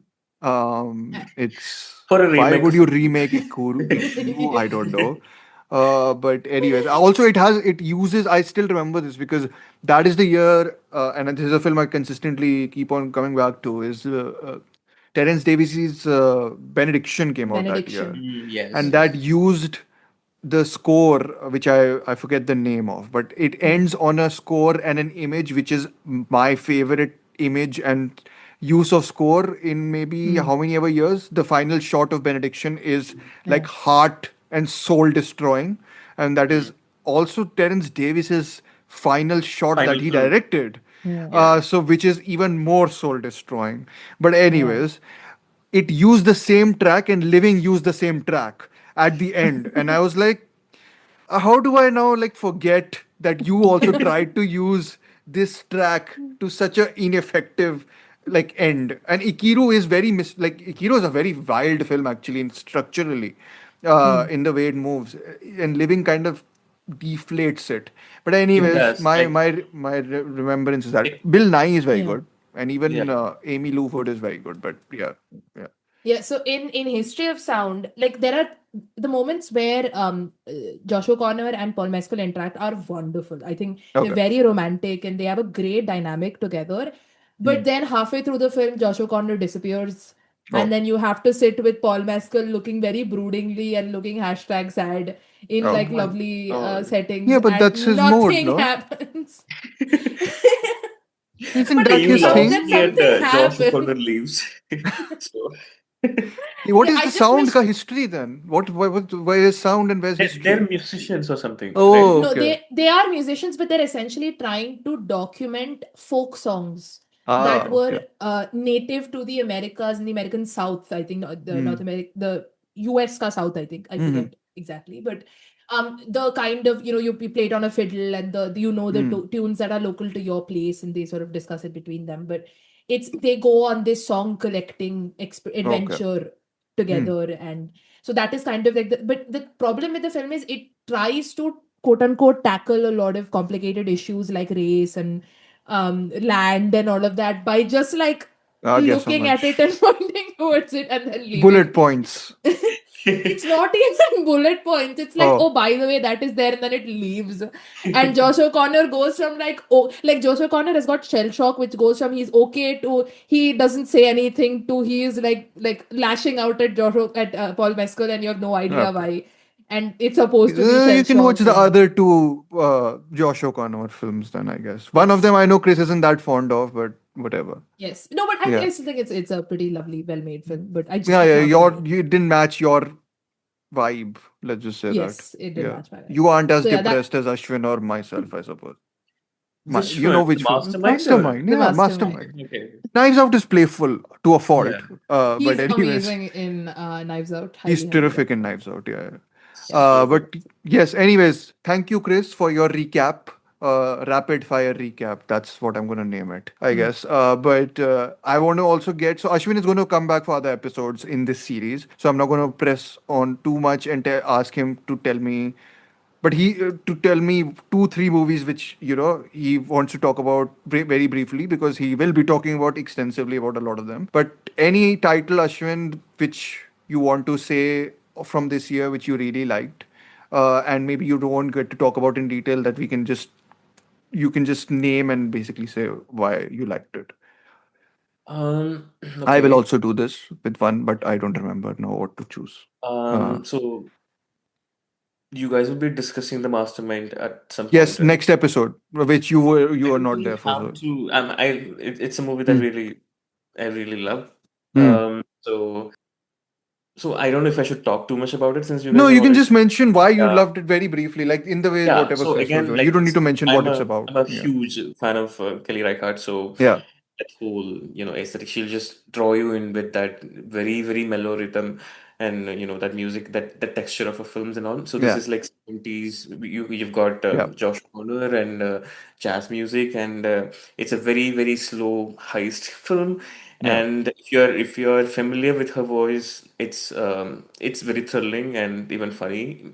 Yeah. But if you're not, it might be very slow. But I Yeah. really loved it.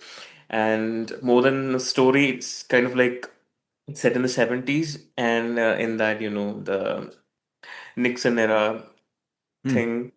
And this character, Josh O'Connor's character, the mastermind, is basically stand-in for this is kind of a privileged upper middle class, Yeah. liberal kind of a person. And I felt like this is like a very angry film where Yeah. she's like mad at all these people for not Hmm. doing anything and Hmm. pushing the US to its current stage. Yeah. So, and okay, now this might be controversial. I Hmm. think it's more political and revolutionary than whatever PTA was doing in One Battle After It Another, and is. I think it is It is. far more. Yeah. Hmm. I think her and she's and that anger part of it. Like, I mean, Yeah. PTA, like it just reconcile with the Gen Z and Yeah. work together. It'll work out fine. Hmm. There's too much of hope in there, but I prefer Think- this and Kelly no, I Reichardt. know. I mean, I prefer There's this sort of sentiment too. I read this comparison weirdly enough in Richard Yeah. Brody's review of Yeah. Mastermind, One Battle After Another. Also, with my contention is only that Mastermind to me is played at a very art house scale, whereas Yeah. One Yeah. Battle Yeah. After Another is of course Absolutely. played at a much larger scale. But yeah, Mastermind we will be talking about in detail next Yeah. episode. And much as I don't think I love it as much as Ashwin. It's a film which is definitely the more I think about, the more I like it, sort of film also. And That happens with some films all the the time. more it went on also, the more I liked it. It is one of those films for me because it took me a while to get into its rhythm. Yeah. Unlike other Reichardt films, which I easily enter more readily, I suppose, in a way. But yeah, we will be talking about it. It's a very good counter, actually.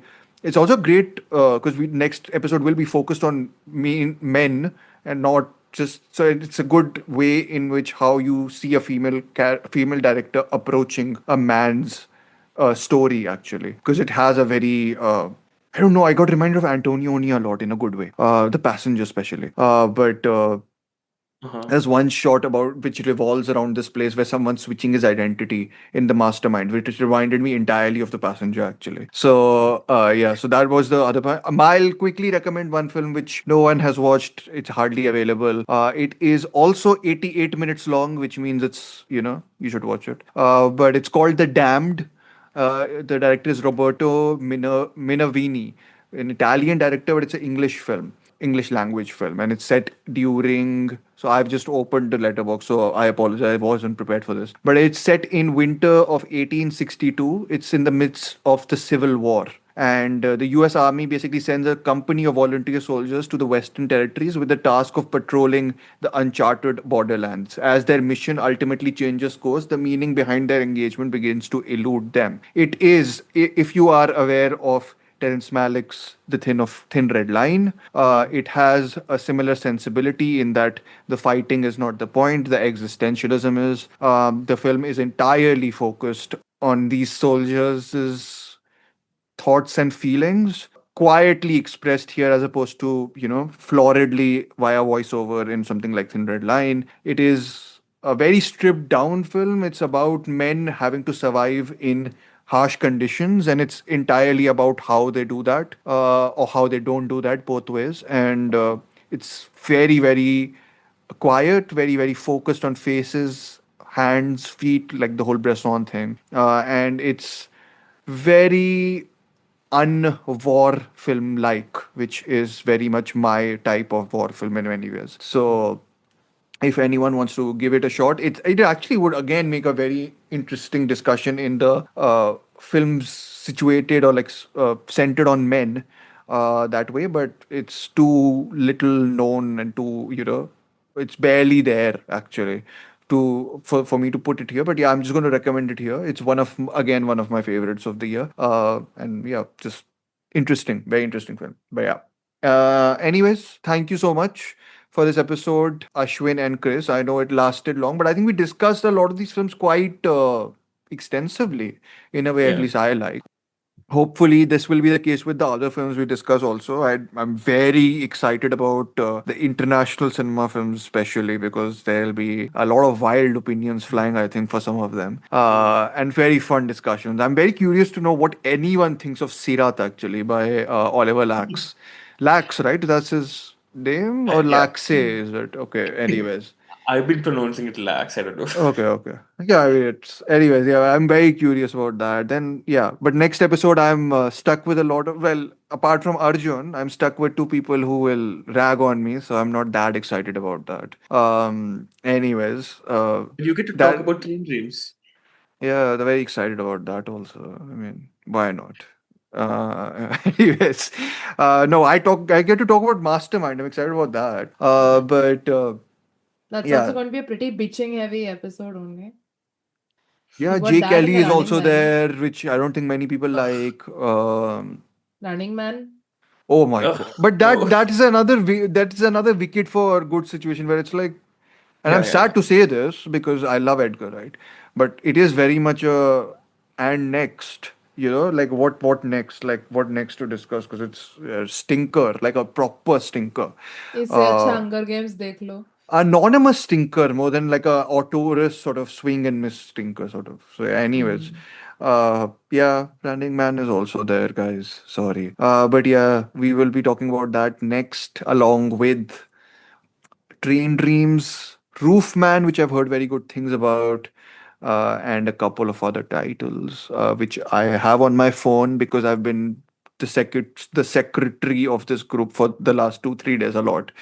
But yeah, we'll be recording that very soon. But this episode hopefully comes out by the end of December. I am doing all the editing, so you can credit me, not Chris, for this one.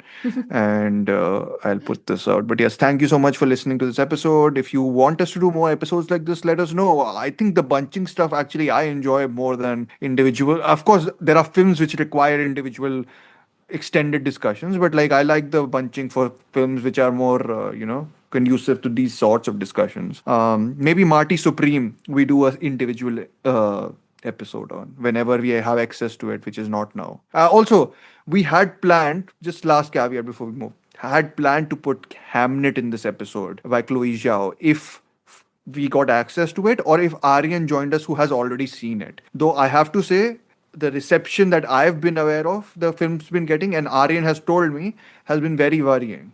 In the that we won't like it sort of way. So whenever that comes out, we might throw in one or two words about that if you're interested. But yeah, thank you so much for listening to the episode, and khatam.